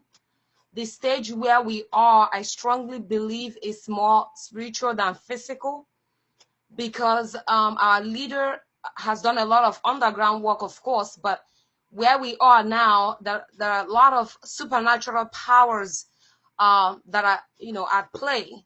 So I don't want our people to take it for granted that we have a lot against us. But that being said, I don't want us also to be in a place where we are giving up hope, but because we cannot lose. So we cannot afford to lose is really what I'm bringing to people to to add my voice. Going back, it's not an option. Remaining in Nigeria is not an option. Anything but Biafra is not an option. Nigeria has tried to destroy us. It is time to go home. Therefore, anything you can do to support, anything you can do to make that movement move smoothly, that you must do. Please do not feed into, like what Simon Ekpa said, don't feed into negativity. Yes, if somebody screws up, you recognize his screw up, move on. Don't keep dragging it. Just move on, because we are surrounded. I just want to say today, the academy that these lunatics took over today, somewhere in Kaduna or so, Okoronkwo was killed there, who is the head of the medical laboratory. And he was an Igbo man, still an Igbo. He was killed today. So when you're doing what you're doing, remember the people who have died in this struggle. Whether you're in the United States, remember, being in the United States does not separate you from what is happening. You are not shielded from what is coming. You can feel okay because you have fat bank account, but trust me, it takes only one terminal disease to clear your bank account. So you just cannot afford to be complacent. The shenanigans must stop, because we are at war and we are being targeted. Your name gives you away. It doesn't matter if you change it to Asari or you change it to God knows what. You are a Biafran. Your enemy knows you're a Biafran. Whether you agree or not, when there is war, they are now checking. There is no DNA. There is no time for DNA. You're going down. You're going down. Please, let us be focused. Checkpoints and Fulani jihadis are back in Biafra land. There are checkpoints being mounted now that our leader took away. The Fulanis are coming back. They were pushed back yesterday in Enugu somewhere. So please, if you're too complacent, wake up. Things are going bad. Let us put our hands together. We must be prayer intercessors. If you're interested in prayer, please contact me. Let me know. But this is the time of prayer, because the part at play, there is something called hypnosis. It works. Whether you believe it or not, incantation is real, divination is real. Those are all biblical. So please, let's get our act together. Move on. No more negativity. Simon Ekpa is a Biafran. So are DOS's member. Yes, if they are contaminated, God will face the ones that are jacked up out so that we can move on. Thank you very much for the time. Thank you. Thank you very much. I appreciate that advice you gave to everyone. Thank you very much. All right. Who else we have here? Kamsi Sochuku, welcome to the program. Good evening, Mr. Simon. Good evening. Welcome. Thank you for having me. I just want to raise a 2 point which somebody have suggested for you before. As Boris Johnson, they are holding their G7 meeting or so, suggesting that we should organize the diaspora rally again to besiege them wherever they are doing this, their useless summit, and tell them about Nigeria so that they will not in future trying to do another summit on behalf of a Nigerian state. Then secondary is another woman raised an issue again of trying to combine this sit at home with the Oduduwa brothers, at least, to make the thing get more weight. I think that will help us to at least to achieve more in this sit at home. Thank you. Thank you very much. Thank you very much. That was a very brilliant one, and I hope the organizers of this protest. I don't know. I think this meeting should be taking place in the United Kingdom. So I hope that they are listening, or they should check where it's taking place and organize some rally there, at least. Let the news media, if they allow them to see that people are protesting for Nigeria, because Nigeria is the next place. Hi, Saint, welcome to the program. You're going to be the last person, and please make it snappy so I will go to sleep and working tomorrow. All right. Welcome to the program. All right, thank you. Thank you, Mr. Ekpa. Good morning, sir. Good morning. First, I have to start with the governor of Rivers State, Wike. Wike. Yeah, Mr. Wike. Yes, I want to point it out clearly that that man must be a madman. Mm. He was born mad and is possessed with madness. And his madness has no cure. Remember how he killed the people in Obigo. Remember how he has been busy killing the Igbos. And he said his cousins were Fulanis. And there is no separating him from his cousin. He also said that he is from a village close to the Oba of Benin Palace. That how can someone, I don't know the name he called our leader, come to claim part of his land and call it Biafra? If you are doing your Biafra rubbish, you should take it away. Remember that he moved our girls from Iguacha, and they served all the girls in all the northern barracks in Nigeria. They raped them repeatedly. Remember all this rubbish that that bastard did. Now the bastard also came out later and he made a comment on TV. It's on record. He called the Igbos vultures that is going to blow off their head and bury them as he has been doing, and their parents will not know where their body is. Okay, that's a good thing. But recently now, he said he's an Igbo man. His mother is from Imo State. I don't know what connects Imo State with hoodlums like Wike and Abakiari. Abakiari has been busy bombing the Igbos, killing them. Now America came for him. Someone asked him a question. But you are killing Igbos. He said no, he came to protect ESM from UGM. That is grass from Imo State. All these hoodlums, their maternal home is usually from Imo State. I don't know why. Maybe because the administrator there, you know, he is Madam whatever. I've forgotten that name. Madam, you know, he's a gay. So he's the female part. So they all have ancestry from their maternal side from the administrator of Imo State. But I don't care. Since he called the Igbos maggots, vultures, he should remember that vultures feed on maggots, and he is a maggot. And I urge all Iguacha people, all Biafrans from that land, that wherever they see that man, let them stone him to death. Wike. Let them use his blood to appease the land for the atrocities that he has committed. He cannot keep killing the people. And election time has come. He now remembers that he's an Igbo man, just as the bastard late Buhari did. He said, change. They voted change for him. He came back. He said, next level. He now wore the Igbo traditional cloth. Next level is the next level of death. So now this useless man called Wike has come out again. I'm an Igbo man. For him saying that rubbish, his time on earth is over. He's no longer playing. He has played the full 90 minutes of the soccer time. The 3 extra added minutes is over.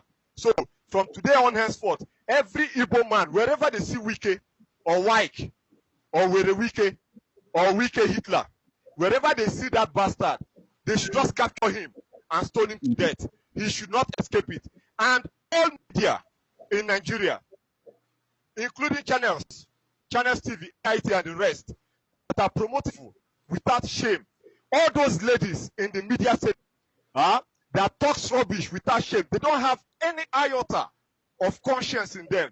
They don't have a soul. Darkness is in their hearts. Those ladies, they should capture those ladies and show them what it means to dance at the bottom of the ocean with the fishes. They should end them. I don't care about... See, this struggle has gone into the spiritual mode. It has gone down into auto-control, autopilot.